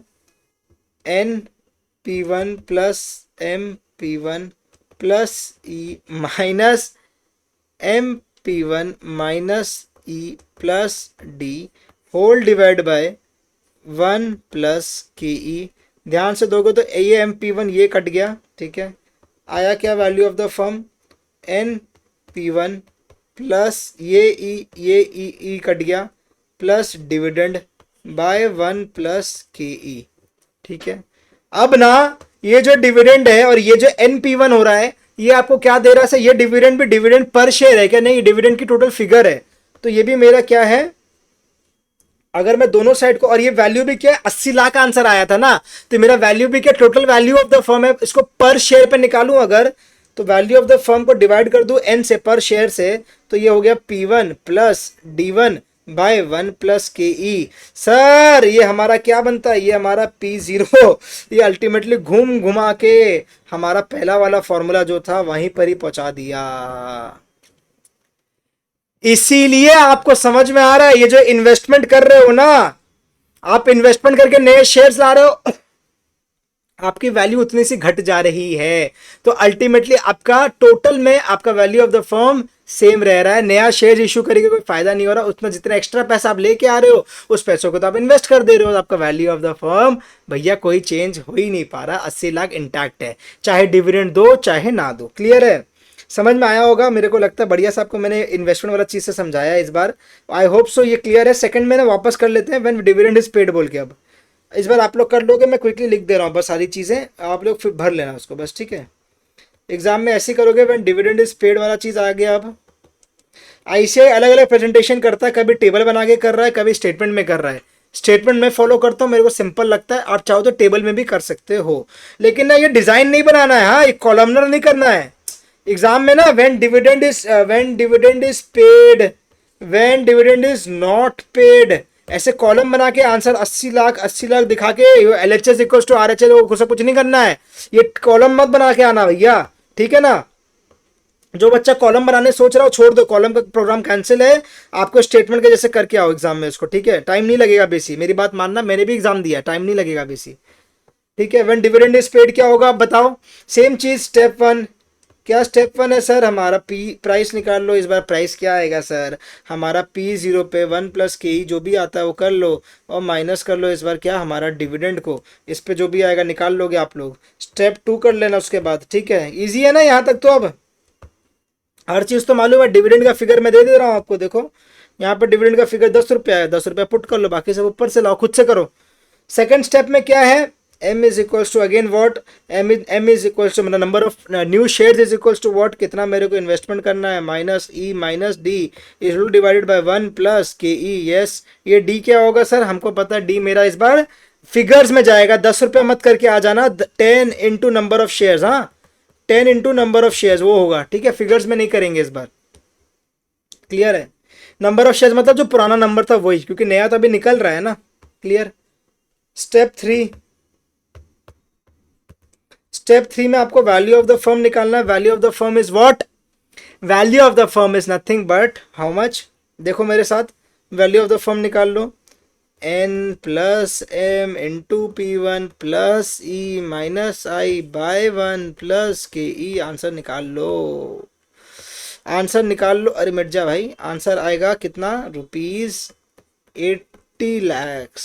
तो when dividend is paid, when dividend is not paid, in the current situation the value was 80 lakhs, the answer still remains 80 lakhs। तो अगर ये MCQ में आ गया एक ही नंबर के लिए तो घबराना नहीं है, एक नंबर के लिए तो 40,000 इंटू 200 करने का डिजर्व रखता ही है। 2 मार्क्स के लिए भी नहीं बोल रहा हूं, मतलब 1 मार्क के लिए बोल रहा हूँ, ये आ सकता है, कोई बड़ी बात नहीं है, ठीक है। क्लियर हुआ, हाँ आगे बढ़े। कोई बच्चा एक नंबर के एमसीक्यू के लिए ना पूरा सम सॉल्व करने बैठ गया ना तो बहुत ज्यादा दिक्कत है, मतलब उसको कंसेप्चुअली में उसको कहीं प्रॉब्लम थी, उसने बस याद करके गया था कहीं ना कहीं, देखो वो चीज वो बच्चा एंड वो पूरा सॉल्व करने तभी बैठेगा एमसीक्यू के लिए, अगर ये क्वेश्चन आता है तो। जो समझ के गया वो बोलेगा हाँ ठीक है दिख रहा है ना सर क्या वैल्यू है, निकालो ना तो क्विकली।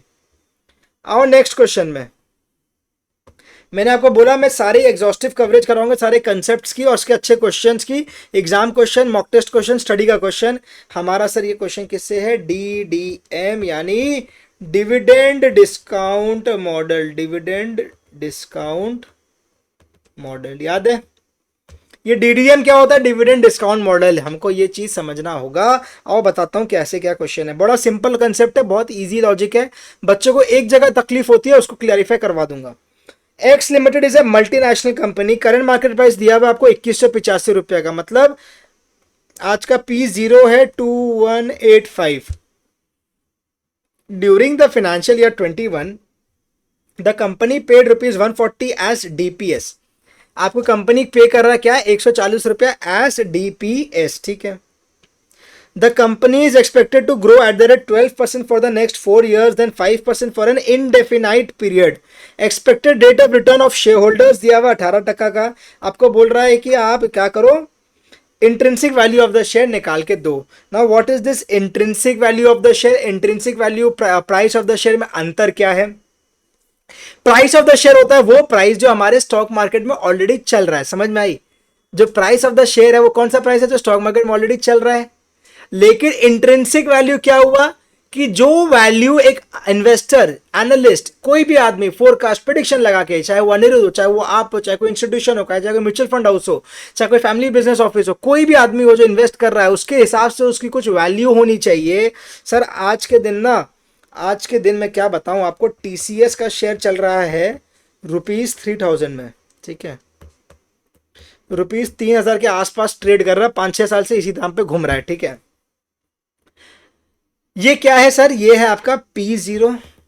अनिरुद्ध के हिसाब से, अनिरुद्ध ने क्या किया, डिविडेंड डिस्काउंट मॉडल लगाया। अनिरुद्ध ने बोला यार डिविडेंड डिस्काउंट मॉडल लगाते हैं, हम तो बच्चों को पढ़ाते ही हैं, एक काम करते हैं रियल वर्ल्ड में भी लगा के देखते हैं। अनिरुद्ध ने डिविडेंड डिस्काउंट मॉडल टीसीएस में लगाया और उसने पाया क्या कि भैया अगर टीसीएस का फ्यूचर में जो भी वो डिविडेंड देने वाली है, जितने भी मेरे को फ्यूचर टीसीएस से कमाई हो रही है, उन सबका अगर आज मैं प्रेजेंट वैल्यू करके लेके आऊं तो यार टीसीएस की वैल्यू तो आज ही कितनी है पता है? टीसीएस की वैल्यू आज ही 3,500 रुपया हो रहा है। मेरा तो आंख खुला का खुला रह गया। मैंने बोला यार 3,000 का चीज 3,500 का चीज मेरे को मार्केट में सिर्फ 3,000 में मिल रहा है। सर 70,000 रुपए का 1,00,000 रुपए का आईफोन आपको 80,000 में मिल रहा है तो क्या करोगे? सर 1.5 लाख का आईफोन अगर 1,00,000 रुपए में मिल रहा है, भगवान मालिक कितना दाम हो गया आईफोन का। सर 1.5 लाख रुपए का क्या चीज दे रहा है भाई? एक फोन है वो, 1.5 लाख रुपए उसका दाम। सोच के देख रहे हो आप लोग? कभी सोचते हो ये सब चीज? तो 1.5 लाख का वो आईफोन दे रहा है। वो 1.5 लाख का आईफोन अगर आपको 1 लाख में मिल जाए तो क्या बोलते हैं सर, हमको तो बढ़िया डील मिल गया है। आप आके सब दोस्त लोग क्या बोलते हो, भाई मेरे को क्या डील मिला मालूम है तेरे को? हमको 1.5 लाख का आईफोन 1 लाख में, वो आईफोन 17 प्रो मैक्स वगैरह सब मिल गया है 1 ही लाख में। कूल बनते हो सर। ये 1.5 लाख का आईफोन जो 1 लाख में मिला ना, आपके लिए बार्गेन बाई हो गया, आपके लिए एक अच्छा डील हो गया। आपको कोई एक अंडर वैल्यूड अमाउंट में मिल गया आपको। हाँ 1 लाख में मिल गया मतलब अंडर वैल्यूड है ना, इसका वैल्यू तो 1.5 लाख होना चाहिए। उसी तरीके से अगर मेरे हिसाब से टीसीएस का वैल्यू 3,500 रुपया होना चाहिए, आज मेरे को बाजार में 3,000 में अगर ये मिल रहा है ना, तो मैं तो जाके आग बंद करके पूरा का पूरा उठा लूंगा, जितना मेरी क्षमता होगी उतना के मैं शेयर्स खरीदूंगा टीसीएस के। Because as per my analysis intrinsic value for me, what is the word which I use just now, I use the word intrinsic value is 3,500। Now, what is this intrinsic value? Again, this is a value which is derived by me, which is predicted by me, which is forecasted by me, which is as per my analysis. Now, the beautiful part here is, आपको मालूम है stock market में कोई share बेचता है तभी दूसरा share खरीदता है। ये साइकिल ऐसे ही चलता है। सर अगर 3,500 रुपये का दाम है, 3,000 में मिल रहा है, तो पूरा दुनिया ही तो आ जाएगा खरीदने के लिए। सोच के देखो। हाँ सब पूरा दुनिया ही तो आ जाएगा 3,000 में खरीदने के लिए, तब ये कैसी बात कर रहे हो आप? तो मैं आपको क्या बोल रहा हूं कि ये जो इंट्रिंसिक वैल्यू है ना, ये सबके लिए अलग अलग होता है। मेरे एनालिसिस के साथ है तो फोरकास्ट है, मैं तो फोरकास्ट कर रहा हूं कि एक तो पहला बात सब कुछ सही रहेगा, टीसीएस कंपनी जिंदा रहेगी। क्या पता कल को कुछ हो जाए टीसीएस ही बंद हो जाए, ऐसा ना हो भगवान। इंडिया का सबसे बड़ा एम्प्लॉयर है टीसीएस, ठीक है, लेकिन एग्जांपल दे रहा हूं कि अगर कल को कुछ हो जाए, टीसीएस को कुछ हो जाए, तो मैं तो अज्यूम कर रहा हूं कि टीसीएस चलता रहेगा, उससे इतना इतना इतना करके कैश फ्लोस बनेंगे, इतना इतना डिविडेंड वो मेरे को देगा, वो सबकी मैं प्रेजेंट वैल्यू कर रहा हूं। तो मेरे को लग रहा है 3,500। कोई एक दूसरा बंदा है, एक और दूसरा मेरा फ्रेंड है, मालूम है आपको, वो मेरा फ्रेंड बोलता है यार टीसीएस ना ये आईटी का कंपनी है, ये एआई के सामने बहुत ढीला पड़ गया है। हमारे यूएस में इतने सारे एआई आ गए हैं, इतने सारे एआई मॉडल्स, इतने सारी एडवांस टेक आ गई है वहां पे, उसके वजह से ये टीसीएस सस्टेन नहीं कर पाएगा। आई थिंक यार टीसीएस का दाम ना 2,500 ही होना चाहिए। मेरा फ्रेंड बोल रहा है 2,500 होना चाहिए। अनिरुद्ध को लग रहा है कि यार 3,500 रुपया दाम होना चाहिए। ये टसमटस हो गया। टसमटस समझते हो ना सर? ये हमारा भिड़न जैसा चीज हो गया। ये टसमटस हमारा हो गया कि यार ये बोल रहा 3,500, अनिरुद्ध बोल रहा है, ये बोला नहीं यार 2,500 होगा। तो अनिरुद्ध बोला कोई बात नहीं, तुम शेयर बेच, मैं खरीद रहा हूं। तो उसके लिए तो 2,500 का चीज है, और लेकिन आज 3,000 में बिक रहा है, तो मेरा फ्रेंड तो भाई शेयर से निकलेगा ना, वो तो बेचेगा। तो वो जो बेचेगा उसके इंट्रिंसिक वैल्यू के हिसाब से अनिरुद्ध अपने इंट्रिंसिक वैल्यू के हिसाब से आएगा और खरीद लेगा। ये पूरा मैकेनिज्म से हमारा स्टॉक मार्केट वर्क करता है। आई होप सो आपको ये चीज़ क्लियर हुई होगी आज। बहुत लोगों के लिए नया होगा, बहुत लोगों को अच्छा लगा होगा, बहुत लोगों को पता भी होगा। कोई बड़ी बात नहीं है। मैं यूट्यूब पे पढ़ा रहा हूँ, मैं आप सबको बताना चाहता हूँ। तो मुझे नहीं मालूम कि एक उसको पता है तो उसको नहीं पता, इसको पता है। मेरा काम है सबको बताने का ये चीज़, ठीक है? तो कुछ सुना आपने तो आपकी वैल्यू ऐड ही होगी। कभी ये मत सोचना कि सर फालतू का ज्ञान मिल गया। ये बात हमेशा क्लियर रखना। डन है? देखो मैं आपको इस क्लासेस में इतना बता रहा हूँ, मैं आपको चाहता हूँ आप सीखो, एग्जाम में सही करके आओ। क्वेश्चन कभी घुमा के दे दिया ना तो कंफ्यूज हो जाओगे। आपका दिमाग अगर ऐसा एग्जाम में कुछ भी अगर आ गया था ना, आप लोग अरे ये प्राइस तो दे दिया, तो ये प्राइस निकालने क्यों बोल रहा है, कुछ भी ऐसा दिमाग में थॉट आ गया ना, फंस जाते हो। ऐसा हो सकता है यार, आपको लग रहा है ऐसे कैसे हो जाएगा, अरे होता है। इतने साल से देख रहे हैं, पढ़ा रहे, समझ रहे हैं चीज़ों को। क्लियर है क्या? ये चीज समझ में आई ना? इंट्रिंसिक वैल्यू का खेला, सबका इंट्रिंसिक वैल्यू अलग, तभी स्टॉक मार्केट चल रहा है भाई। वरना तो भाई सबके सब आके खरीदेंगे या तो सबके सब आके बेचेंगे, ऐसा तो नहीं होता है कभी भी, राइट? समझ में आ गई? आई hope so I have made my self very clear now. आपको बोल क्या रहा है, आपको डिविडेंड वाला मॉडल लगाना है। देखो मॉडल्स बहुत सारे होते हैं, मैंने आपको डीडीएम पढ़ाया, वो सिखाया, वो लगा के बताया। एग्जाम्पल, आपको डिस्काउंटेड कैश फ्लो मॉडल होता है, आपका कंपैरेटिव एनालिसिस वाले मॉडल्स होते हैं, एक एब्सोल्यूट वैल्यूएशन होता है, एक रिलेटिव वैल्यूएशन होता है, अलग अलग चीज़ें तो आप सीखते हो। कंपैरेटिव एनालिसिस बहुत सारे तरीका है, मैं आपको नहीं बोल रहा। तो अलग अलग मॉडल के हिसाब से अलग अलग वैल्यूज आएगी, तो मेरे को देखना है कि मैं किस मॉडल को कितना अहमियत देता हूं। या तो मैं ऐसे भी कर सकता हूं, अलग अलग मॉडल से वैल्यू निकाला, वेट दे दूं सबको। अगर मैंने अलग अलग 5 मॉडल से वैल्यूज निकाले तो मैं हर मॉडल को कुछ वेट दे दूंगा, इसको 40%, इसको 30%, अल्टीमेटली 100% का वेट होना चाहिए। तो मेरे को लगेगा यार डिविडेंड डिस्काउंट मॉडल बहुत ही इंपॉर्टेंट मॉडल बैठता है आईटी इंडस्ट्री में, क्योंकि डिविडेंड बहुत भारी देते हैं वो, तो यार उसको मैं 40% का वेट दूंगा। लेकिन कोई और मॉडल अगर हुआ उसको मैं 20% का ही वेट दूंगा। तो ये सारे मॉडल का वेटेड एवरेज अगर मैं निकाल लूँ तो मेरे को एक प्राइस मिल जाएगा सारे मॉडल के बेसिस में। ऐसे ही तो वर्क करता है इन्वेस्टिंग, ऐसे ही तो होती है। डन? जन है, मेरी बात समझ में आई आपको? तो अब बहुत इजी बना दिया मैंने क्वेश्चन। अब अगर कोई बच्चा ये भी सोचता है ना कि डिविडेंड डिस्काउंट मॉडल में सर डिविडेंड ही क्यों आ रहा है, पहला बात वो नाम से समझ में आ रहा है। सेकंड, अगर कोई सोच रहा है ना, उसका लॉजिक बता रहा हूँ। आप सोच रहे हो सर ईयर 1 2 3 कभी तो मैं शेयर बेचूंगा भी, तो उसका इम्पैक्ट क्यों नहीं आता है? तो ये मॉडल का इंस्पिरेशन कैसे है आप बात समझो। आप अगर ईयर 5 में आके शेयर बेच रहे हो ना, आपने क्या क्या सेल किया, लेकिन मजे की बात है उस दिन कोई और बाय करेगा। हाँ, अब वो जो बाई करेगा उसके लिए वो ईयर 0 खुद के लिए बन जाएगा। उसके लिए क्या बन जाएगा, पर्पल से लिख रहा हूं ईयर 0, ये बायर के लिए। अब आगे उसका 1 2 चालू होगा, राइट? वो जो खरीदेगा वो भी लगाएगा डिविडेंड डिस्काउंट मॉडल के, उसको अगले साल से क्या डिविडेंड मिलने वाला है, उसकी प्रेजेंट वैल्यू आज, फिर उसकी प्रेजेंट वैल्यू डिविडेंड की आज आजा करके आप डिविडेंड का वैल्यू निकालते हो, just only as per the DDM. समझ में आया? ये लॉजिक है इसके पीछे कि सिर्फ डिविडेंड क्यों आ रहा है। आपका डिविडेंड तो आ ही रहा है, आप बोलोगे सर मैं 5 साल बाद तो बेचूंगा तो उसका प्राइस भी तो आएगा। मैंने बोला आपकी बात सही है, बट ये ना डिविडेंड वाला मॉडल है, ये आपका कैश फ्लो मॉडल नहीं है, उसमें आप प्राइस वाइस सब ले लेते हैं। मैंने ये आपका डिविडेंड का मॉडल का लॉजिक ये लगा रहा है, जिसने दिया ये मॉडल वो बोल रहे थे कि यार कोई बात नहीं, तुम बेचोगे ना, लेकिन उस दिन कोई और खरीदेगा, उसके लिए वहां से डीडीएम अप्लाई हो जाएगा। तो डीडी फिर अगर वो कभी और बेचेगा तो तीसरा वाला के लिए डिविडेंड यहां से अप्लाई हो जाएगा। तो ये हर बार डीडीएम का ही डिस्काउंटिंग होके आज का प्राइस निकलेगा। आपको क्लियर हुआ मेरे हिसाब से? यस। अब आ जाओ, आप क्वेश्चन में रस खत्म हो गया, मैंने आपको सब तरीके से बता दिया। नेक्स्ट पेज में आके लिखेंगे answer to question 3।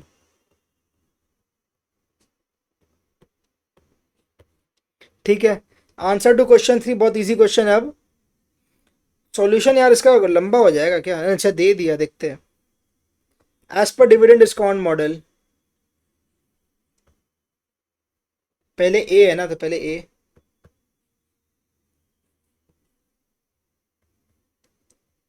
As per dividend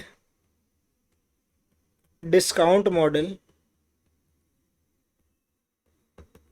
ध्यान रखना अगर आपको प्रेजेंट वैल्यूज यहाँ दिए हुए हैं ना, तो ये प्रेजेंट वैल्यूज ही एग्जाम में लेना है। मन से कोई गलती से भी गलती मत करके आ जाना। सर मैंने तो 4 प्लेसेस में ले लिया, मैं तो और स्मार्ट हूँ। सर मैं और स्मार्ट हूँ, मैंने इंस्टीट्यूट से बेसी एक्यूरेसी दिखाई है। कुछ स्टूडेंट्स हैं जो एग्जाम के बाद ये आके बोलते हैं। अब आप बताओ क्या बोलूँ मैं उनको, स्मार्ट बोलूँ कि क्या बोलूँ? बोलो। जब आपको भैया आईसीआई खुद बोल रहा है कि ये ले, तो ये ले ना, काहे एक्स्ट्रा लगा रहे हो दिमाग? लो ना 8.847.718, जो लिया वो गलती भी दे दिया ना, गलती से 0.605 दे दिया, आपको कैलकुलेटर में दिख रहा है 0.608, तो भी 0.605 ही लेके करना, पहली बात। सेकंड बात, ऐसी गलती होगी ही नहीं, ठीक है जान। वो क्वेश्चन कॉपी ही करेगा तो कॉपी करके कॉपी में गलती नहीं करेगा एग्जाम क्वेश्चन में, ठीक है, टेंशन मत लो। ठीक है, ये सारी बातें हो गई। फॉर्मूला लिखवा रहा था ना, लिखवा। As per dividend discount model, intrinsic value is equals to, future में जो डिविडेंड मिल रहा है उसको आज का प्रेजेंट वैल्यू लेके आना है, आज का प्रेजेंट वैल्यू लेके आना है, फिर आगे कुछ मिलेगा, फिर आज का प्रेजेंट वैल्यू, मजे की बात है, फिर कुछ मिलेगा, फिर आज का प्रेजेंट वैल्यू। मजे की बात है सर, ये कहानी तो चलती जाएगी। सर ये कहानी तो चलती जाएगी, मैंने बोला हाँ ये कहानी तो चलती जाएगी। अगर मैं इसके संग कोई ग्रोथ फ्रोथ लगाऊं, अगर क्वेश्चन आपको जो बोल रहा पर्टिकुलरली दिस क्वेश्चन, वो बोलना क्या चाह रहा है सर, आपका जो भी ये कितना आया सर, ये आपका इस क्वेश्चन में कितना बोल रहा था, expected to grow for the next 4 years तक बोल रहा है। ठीक है, तो एक काम करते क्वेश्चन के हिसाब से लिखवा देता हूँ ना। ठीक है, तो ये आ गया प्लस वन प्लस के ही हो गया। ठीक है, अब उसके बाद बोल रहा है कि जब आप ये डिविडेंड D4 से वापस वन प्लस या ऐसे कर दो, डायरेक्टली D5 कर देता हूँ उसको। अब यहाँ से अगर आपका ग्रोथ रेट सेम हो गया, बोल रहा है पहला 4 साल तक तो वही रहेगा, तो पहला 4 साल तक तो मैंने भी वही कर दिया। ठीक है, आज की प्रेजेंट वैल्यू लेके आई। उसके बाद आपका क्या होगा, ईयर 4 के बाद आपको डिविडेंड D5 आएगा, राइट। D5 में अब आपको बोलेगा क्या, उसके बाद आपको देखो क्या बोल रहा है, ग्रोथ आपका क्या है, इनडेफिनेट पीरियड के लिए सेम है। तो सर यहाँ पे तो परपेचुइटी विद ग्रोथ का कंसेप्ट आ गया। मैंने बोला हाँ, परपेचुइटी विद ग्रोथ का कंसेप्ट आ गया। ये करोगे अगर आप, तो आपको मालूम है आप कहाँ पहुँचोगे, आपको मालूम है आप कहाँ पहुँचोगे, ये बताओ मेरे को। एक सेकंड, क्विकली दिखा रहा हूँ आपको, एक चीज़ बता रहा हूँ। क्या, देखो एक बार यहाँ पे देखो, 1 2 3 4 5। ठीक है, मैंने आपको अगर यहाँ पे कुछ भी सिखाया D1/KE-K E-G, तो आप यहाँ का प्राइस निकालते हो, यहाँ पे प्राइस आता है राइट P0, यहाँ से यहाँ पहुँचते हो, मतलब 1 से 0 में पहुँचते हो। अगर मैं ये चीज़ सेम चीज़ ईयर 5 में करूँ, D5, क्लियर है बात, समझोगे, पहले पहले यहाँ तक क्लियर है। अब मैं अगर यहाँ पे जाके कर रहा हूँ, डिविडेंड D5 में जाके कर रहा हूँ by KE-G, मैं पहुंच कर रहा हूँ ईयर 4 में पहुंच रहा हूँ। ईयर 4 में अगर मैं पहुंच रहा हूं तो मेरे को 1 2 3 4 चार बार इसको और डिस्काउंटिंग करनी पड़ेगी, तब जाके मैं कहीं पे ये वैल्यू पे पहुंचूंगा।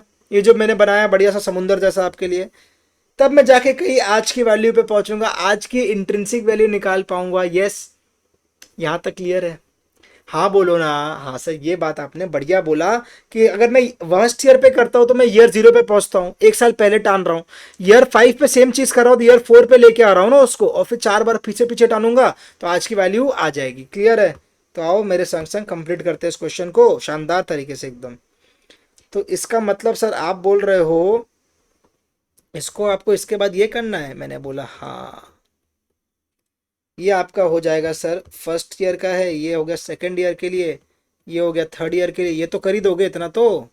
और ये सर वापस हो जाएगा ईयर 4 के लिए ही। ध्यान देने की चीज़ है, ये आपका सेम रहेगा। ठीक है सर, ये अलग नहीं होगा, ये सेम रहेगा, ये चीज़ ध्यान रखना। बच्चे यहाँ क्या करते हैं एग्जाम में, बच्चे यहाँ पे इसको 5 ले लेते हैं और ये गलत हो जाता है। बच्चे इसको 5 ले लेते हैं, ईयर 5 में जाके इतना याद नहीं रख पाते हैं, क्योंकि ज़्यादातर स्टूडेंट्स क्या करते हैं सर, समझने से बेसिक बिलीव करते हैं रट्टा मारने पे या याद करने पे। समझ के जाओगे तो ऐसी गलती होगी ही नहीं, और लेकिन याद करके जाओगे तो इस टाइप की गलती हो सकती है। तो हर टाइप के बच्चे के लिए मैंने बोला, समझने वाले बच्चों के लिए समझा के बोला, याद करने वाले बच्चों के लिए याद भी करवाया, इस तरीके से कि यार आपको यहाँ पे सेम टू सेम करना है बस। समझ में आई ना मेरी बात, देखो हर तरीके से बताना पड़ता है। डन है बात, हाँ। अब बस पुट करोगे आंसर आ जाएगा। ये 1 + के ये सब क्या है मालूम है ना, अगर इसमें भी किसी को डाउट होता हो ये भी बता देता हूँ। ये सब क्या है, ये मेरा 1 + के है, हाँ। ये 1 + के का होल स्क्वायर है, ये 1 + के का होल क्यूब है, ऐसे करके ये बना हुआ राइट है ना। तो ये प्रेजेंट वैल्यू फैक्टर्स है, पीवी है हमारे, प्रेजेंट वैल्यूज है सारे, कितना पे 18% के हिसाब से। डन। अब यार कर लो खुद ही, यही देखो डिविडेंड का वैल्यू निकलवा देता हूँ। 140 डिविडेंड दिया था, डिविडेंड पेड कितना है, डिविडेंड पेड यानी D0 दिया हुआ है ₹140 का। ठीक है, ये डिविडेंड पेड है ना, तो ये 140 इज D0। ठीक है, ये D0, ग्रोथ रेट दे दिया 12% का, तो अब तो हो गया, ग्रोथ इज 12%। तो ठीक है, D1 नहीं निकालते, फ़ायदा नहीं है ना, एक साथ सारा ही करना है बस। ठीक है, चलो आओ करवाता हूँ। तो अब मेरा intrinsic value is equals to 140 पे इंटू 1.12 बाय 1 प्लस, ऐसे कर दो 1.18 प्लस, हाँ 18% बोला है ना कि, ठीक है। ये कितना आया, 140 into 1.12, 156.8, 156.8 into 1.12 divided by 1.18 whole square plus 175.62। अब ना इसमें आपको कैलकुलेशन में डेसिमल में प्रॉब्लम आएगी, टू प्लेसेस में लेके करते चलना, टू प्लेसेस में लेके करते चलना, ठीक है। आईसीआर टू प्लेसेस में एक्सेप्ट करेगा, 100% करेगा भाई। 196.69 by 1.18 to the power 4 plus 220.29 into 1 यहाँ पे भी है तो आपको देना, इंटू 1.12 यहाँ पे भी तो दोगे। हाँ हाँ सर, भूल गए हम। तो ऐसे भूलने से कैसे चलेगा बोलो। इंटू 1.12 यहाँ पे भी दोगे, क्या बोला मैंने, 140 पे चालू किया, इंटू 1.12 किया, यहाँ पहुँचा। फिर यहाँ पे ये मेरा D1 है, इसको इंटू 1.12 करूंगा तो D2 पे पहुंचूंगा, राइट। 140 इंटू 1.12 क्या, मेरा D1 है, वो D1 को मैंने यहाँ प्लॉट किया, उस पर मैंने क्या किया, वापस ये D1 को मैंने क्या किया, ग्रोथ लगाया इस पे, तो मेरे को क्या मिल जाएगा, D2। अब ये जो आया ये मेरा आ गया यहाँ पे D2, इस पे मैंने ग्रोथ लगाया, ये मेरे को क्या देगा, D3। ये मेरा D3 है, इस पे मैंने ग्रोथ लगाया, ये मेरे को क्या देगा, D4। फिर प्लस करूंगा, अब D4 से मैं हाँ, अब मैं D4 पे लिखूंगा, यहाँ पे D4 पे मैं ग्रोथ लगाऊंगा, ये मेरे को दे देगा D5, ठीक है। क्लियर है। Into 1.12 divided by 18% minus 12% into 1 divided by 1.18 to the power 4। इसको सॉल्व करना पड़ेगा तो आंसर आएगा, और लंबा कैलकुलेशन बैठाया गया है। कठिन बात ये है। चलो आओ करते हैं। 140 इंटू 1.12 इंटू, ठीक है, 156.8 तो निकला भाई था यार। इस पे इंटू करोगे 0.847 इंटू एम प्लस में सेव करूंगे, ठीक है, एम प्लस में सारा चीज सेव करते चलना, फटाफट कंप्लीट हो जाएगा। 156.8 इंटू कितना था ये, 0.847 एम प्लस, उसके बाद 175.62 इंटू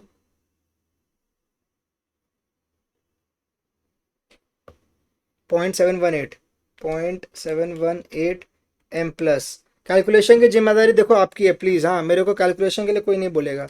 196.69 इंटू 0.608 एम प्लस, उसके बाद 220.29 इंटू 0.515 एम प्लस,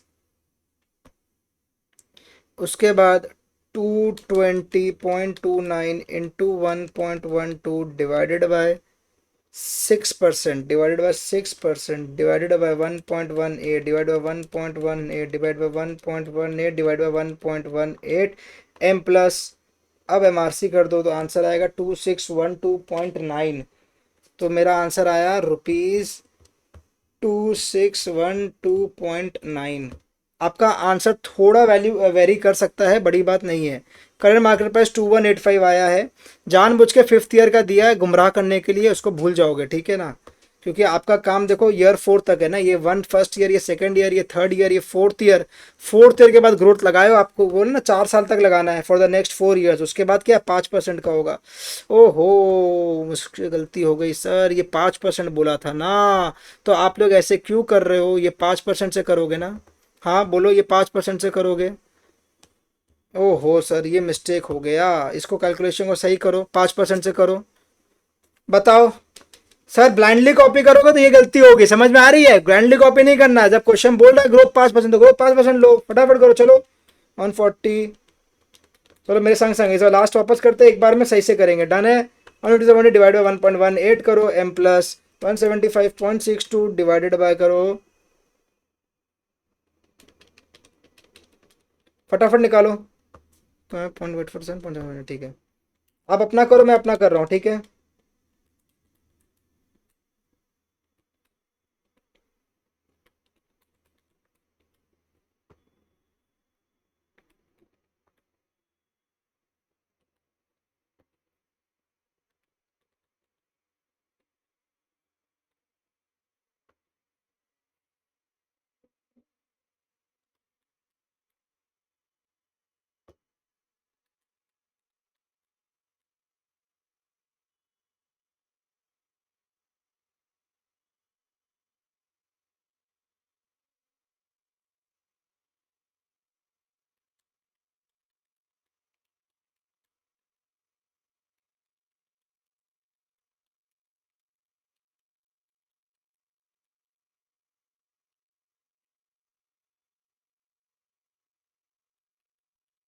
एक सेकंड देना मुझे, एक सेकंड।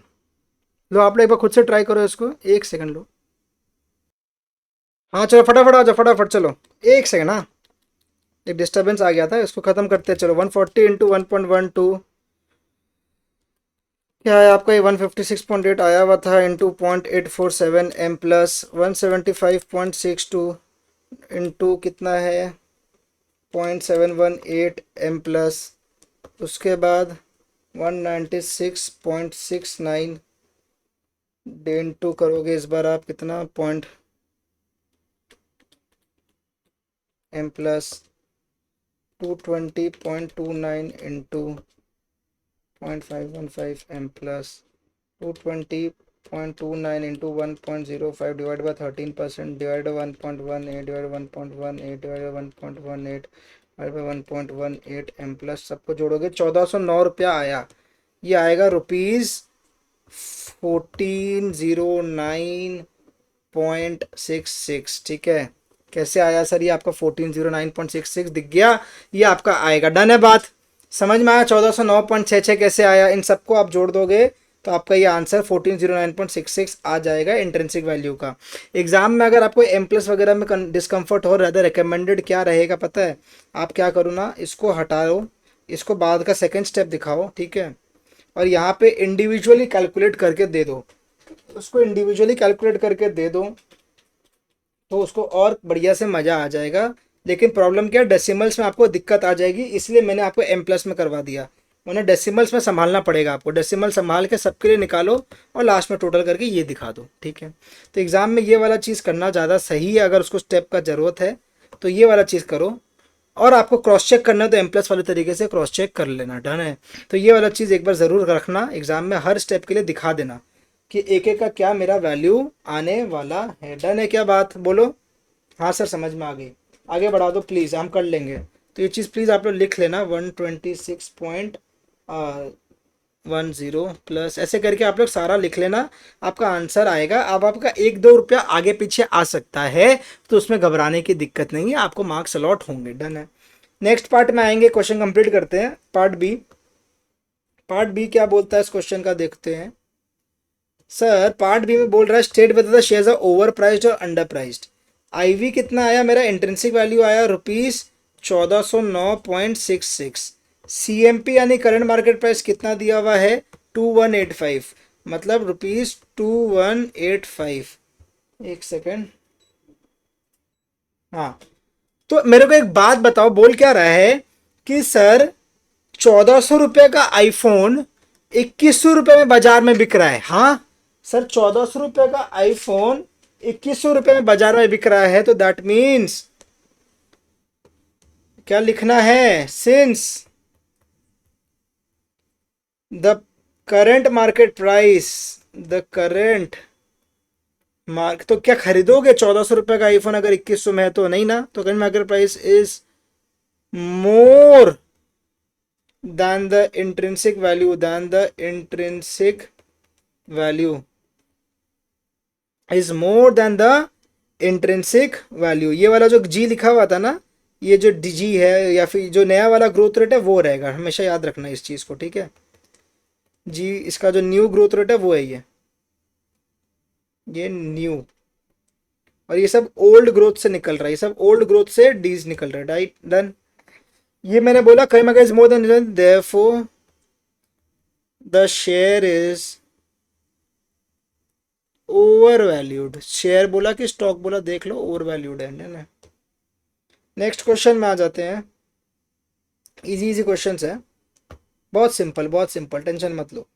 क्वेश्चन नंबर 4 कहाँ गया, ये रहा क्वेश्चन नंबर 4। हाँ अच्छा, ये क्वेश्चन एक अच्छा क्वेश्चन है, ठीक है। क्वेश्चन नंबर 4 क्या है देखो एक बार, ये ना कभी नहीं पूछा है, कभी नहीं पूछा है, बट मेरे को लगता है कि ये कभी आएगा।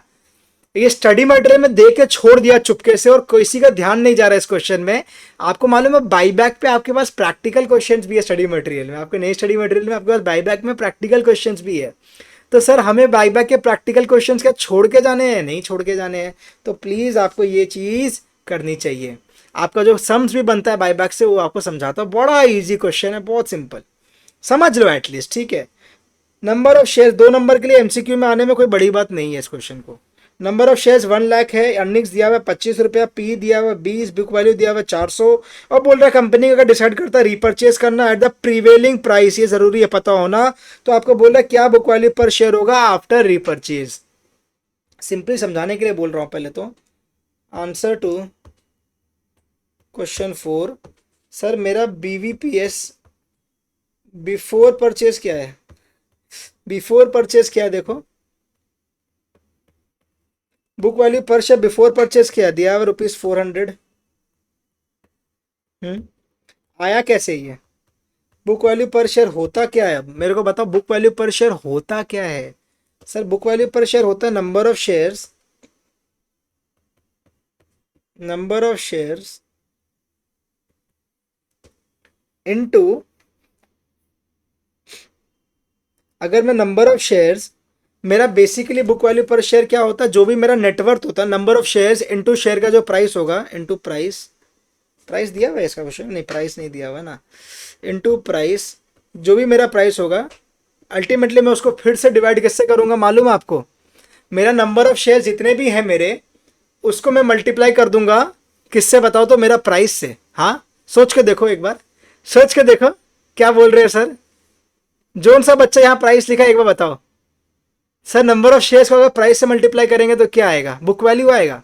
हाँ ध्यान दो, जो ब्लाइंडली कर रहे नहीं, हर बार सुनना समझना है सर, अपनी बुद्धि कब लगाना है सर, यहाँ पे ही, ये सब सिचुएशन में ही, कि नहीं सर ये चीज ऐसे नहीं होगा sir, number of shares into price करने से तो मेरा टोटल कंपनी का वैल्यू निकल जाएगा, बुक वैल्यू कैसे आएगा?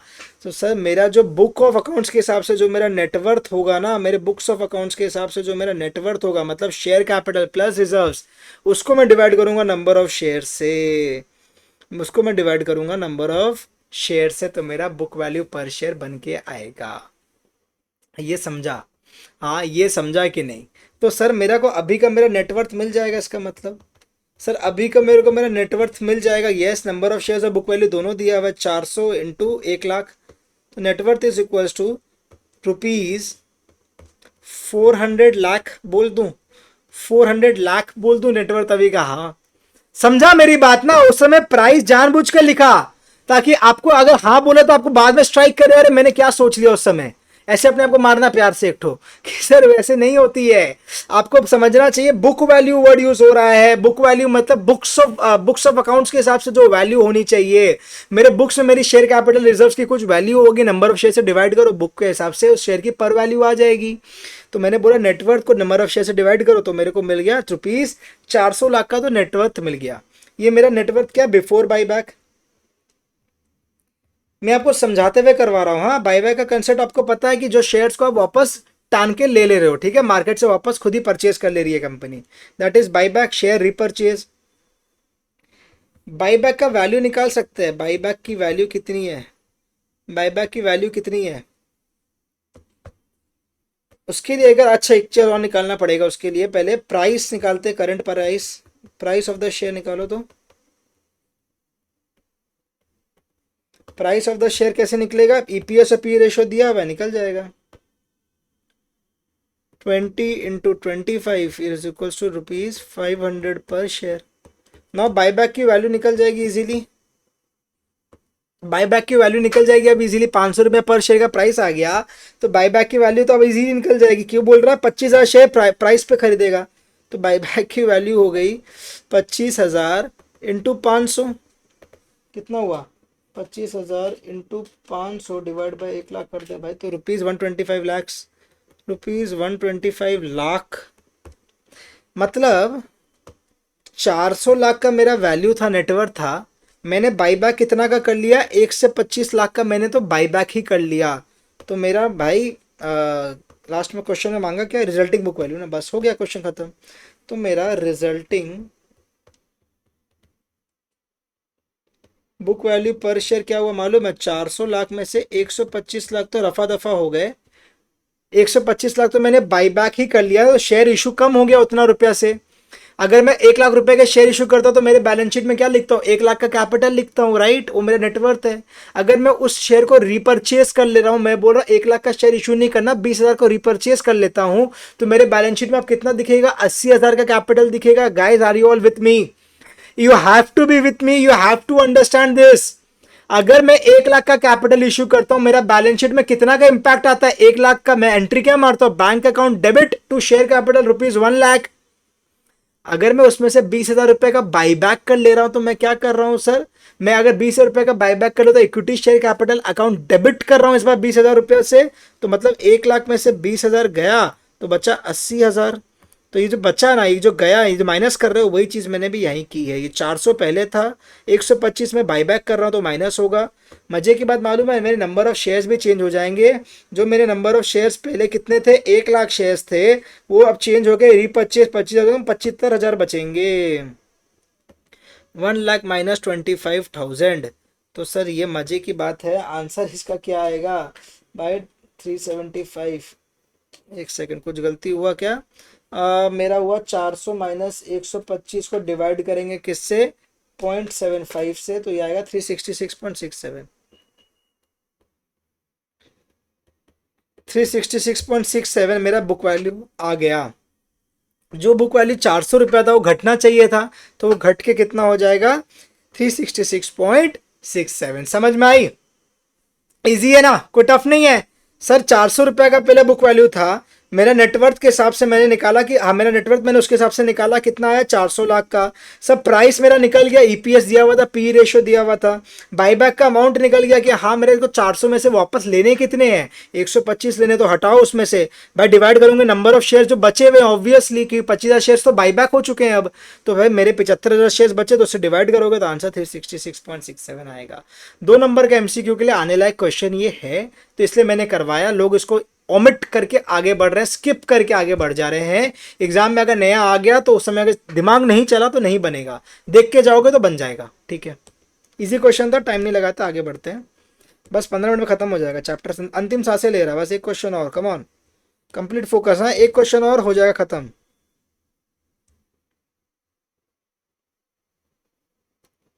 हाँ आ जाओ, चलो एक लास्ट क्वेश्चन करते हैं। क्या बोल रहा है क्वेश्चन? लास्ट क्वेश्चन बहुत इजी है, आपका मॉक टेस्ट में क्वेश्चन है, और ये क्वेश्चन में भी आईसीआई की गलती है। क्या लिखेंगे? आईसीआई गलती। आईसीआई गलती इस क्वेश्चन में भी है। क्या क्वेश्चन है? बहुत इजी है, अच्छा क्वेश्चन बना रहा था लेकिन गलती कर देता बेचारा बीच में। आरओई दिया हुआ है आपको 15% का। कैपिटलाइजेशन रेट मतलब क्या है? के ओ कितना दिया हुआ है? 20%। अब अपने को पता है के ई के ओ सेम होगा, कुछ और है नहीं, मेरा जम्पशन है। 7वां मेरा बीबीपीएस का है, 125 का उसका बुक वैल्यू भी है, बहुत बढ़िया बात है। Calculate intrinsic value of the share today using Gordon and Walter if the company's policy is to retain 65%। बस खत्म। बस इतना सही है कि कंपनी का पॉलिसी और रिटेंशन का 65% का बताओ मेरी वैल्यू क्या होनी चाहिए। बताएंगे सारे बच्चे, बताएंगे क्या वैल्यू होनी चाहिए सोच के। हाँ बताओ ना, क्या वैल्यू होगा यहाँ पे गॉर्डन का?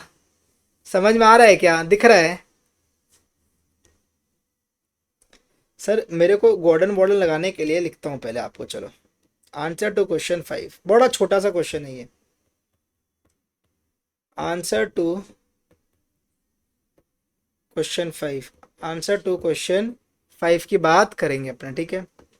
क्या बोलेगा क्वेश्चन? ध्यान से वापस मेरे साथ सुनना, सुनो ना। देखो फाउंटेन पेन से लिखता हूँ अब आपके लिए। क्या बोल रहा है आंसर टू क्वेश्चन 5 में? सबसे पहले गॉर्डन का फॉर्मूला लिखता हूँ, एक बार आपको क्लियर होगा। मेरे को पता है प्राइस क्या है, सॉरी, मेरे को पता है प्राइस क्या है। सर मेरा प्राइस मालूम है मेरे को क्या है? D1/KE-G, ये मेरा प्राइस है। D1/KE-G मेरा प्राइस है, ये निकालना होता है, राइट? मेरे को बताओ मेरे को कैसे मिलेगा यहाँ पे D1? मेरे को D1 इस क्वेश्चन में कैसे मिलेगा जानना है। बॉल पे नहीं, ठीक है। D1 कैसे मिलेगा बताओ?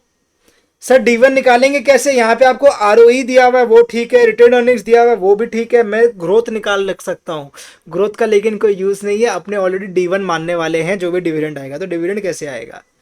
यहाँ पे आपको दिया हुआ है, पता है खास चीज़, बुक वैल्यू पर शेयर क्या होता है? बुक वैल्यू पर शेयर क्या होता है? मेरी जो इक्विटी है, मतलब नेटवर्थ है या इक्विटी है, मैंने तो मान लिया प्रेफरेंस कुछ है नहीं तो बात खत्म। उसको मैं डिवाइड करता हूँ किससे? नंबर ऑफ शेयर से, ठीक है? सेकंड क्या है? आरओई। आरओई क्या होता है? आरओई होता है मेरा आफेश बाय इक्विटी। अगर मैंने अगर मैंने इन दोनों को मल्टीप्लाई कर दिया तो क्या होगा? Therefore, book value per share multiplied by ROE is equals to equity by number of shares multiply करेंगे आफेश से और डिवाइड इस बार कर देंगे इक्विटी को। ये कट जाएगा तो ये मेरा आ जाएगा ईपीएस। ये मेरा ईपीएस आ जाएगा। देयर फोर एग्जाम में भी कर सकते हो ये चीज़, कोई दिक्कत नहीं है। Therefore EPS is equals to sir 15% into कितना 125 पर रुपया। 125 इंटू 15%, 125 इंटू 15 टका 18.75। बस अब तो क्वेश्चन खत्म हो गया। ये चीज़ सिखाने के लिए क्वेश्चन कराना था। ये आपको ना अच्छा क्वेश्चन है, ये अच्छा कंसेप्ट पूछ रहा है और सिर्फ मॉक टेस्ट में दिया हुआ है, तो हो सकता है एग्जाम में आए। ठीक है, तो मैंने इसलिए ये क्वेश्चन पिक किया है। मेरे चुनिंदा क्वेश्चन में से क्वेश्चन है ये। 18.75 मेरा ईपीएस बन के आ गया। यहाँ तक अपने साथ में है? यहाँ तक अपने साथ में है? बोलो 18.75 मेरा क्वेश्चन बन के आया ईपीएस का। ठीक है, यहाँ तक तो सर अपने पूरे अलाइंड है, समझ में आ रही है आपकी सारी बातें। अब आगे बढ़ाएं कन्वर्सेशन को, आगे थोड़ा सा बढ़ाएं। 18.75 से अब नेक्स्ट क्या आएगा सर? डिविडेंड क्या आएगा? Dividend is equals to EPS into pay out ratio. तो ये मेरा आ गया 18.75 इंटू 35%। 1 माइनस 0.65 लिख देता हूँ, तो इंटू 35% 6.5625। 6.56 भी लिख सकते हो, 25 भी लिख सकते हो। मेरे को जितना ध्यान है आईसीआई ने ना 0.25 पूरा लिखा है। तो अब ये आपका डिसीजन है पहली चीज कि सर मेरे को 6.56 लिखना है, 0.25 लिखना है। आईसीआई कभी 6.56 ले रहा है, कभी 6.5625 लिख देगा, उसका कोई भरोसा नहीं है। मैं बताऊं, आप 6.56 लिखोगे तो भी राइट होगा, कोई दिक्कत होनी नहीं चाहिए। अब आईसीआई का आंसर मैच ही करना है तो भाई पुट 0.25 लेके करो, तो एकदम लास्ट डेसिमल तक आंसर मैच होके आ जाएगा। ठीक है, यहाँ पे आप 5-6 कर सकते हो, कोई दिक्कत नहीं है। तो आगे बढ़ा रहा हूँ। क्वेश्चन या तो बोलेगा आपको अज्यूम कितना प्लेस ऑफ डेसिमल ना, एक लाइन और लिख देगा, तो फिर तो वो फॉलो करेंगे अपने। ठीक है, डिविडेंड आ गया। ध्यान देना ये मेरा D1 आएगा हमेशा। आईसीआई ने इसको अगेन यहाँ पे D0 माना है और फिर ग्रोथ लोड करके D1 निकाला है। और अगेन वॉल्टर में उसको D1 ही मान लिया है, इसको D1 ही मान लिया है। गॉर्डन के लिए उसको D0 मान ले रहा है। क्या कर रहे हो यार, ऐसे नहीं करते हैं। ठीक है, ये वाला मॉक टेस्ट पेपर ना December 24 के सारे क्वेश्चन गलत है। मॉक टेस्ट December 24 के क्वेश्चन को मत ही देखना, सारे क्वेश्चन से गलत है। ठीक है, तो पता नहीं क्या सेट हुआ था पेपर, छोड़ते हैं चलो। तो मेरा D1 आ गया। D1 आ गया। केई तो दिया हुआ होगा क्वेश्चन में, कितना 20% का दिया हुआ है बस, और ग्रोथ रेट निकल गया, हो गया। ग्रोथ निकाल लो क्विकली। ग्रोथ है 0.35 इंटू 20 पर, नहीं कितना है 15% इंटू 0.15, 0.35 इंटू नहीं 65% रिटेंशन है ना, गलती हो जाती। 0.65 इंटू 0.15 इंटू 100 9.75%। प्राइस आ गया मेरा 6.56 बाय के ई कितना था 20, 0.2 माइनस 0.0975। इसको सॉल्व करो तो सर ये आएगा 0.2 माइनस 0.0975, 0.1025 ना 6.56 ₹64 आएगा। ठीक है, एक आंसर ये हो गया। सेकंड बोल रहा है वॉल्टर से कर दो सेम चीज को, तो वह वॉल्टर से भी कर देते हैं। एज पर वॉल्टर क्या होगा? सबसे पहले फॉर्मूला लिखोगे price is equals to D by, जैसे भी पसंद हो ये फॉर्मूला लिखना।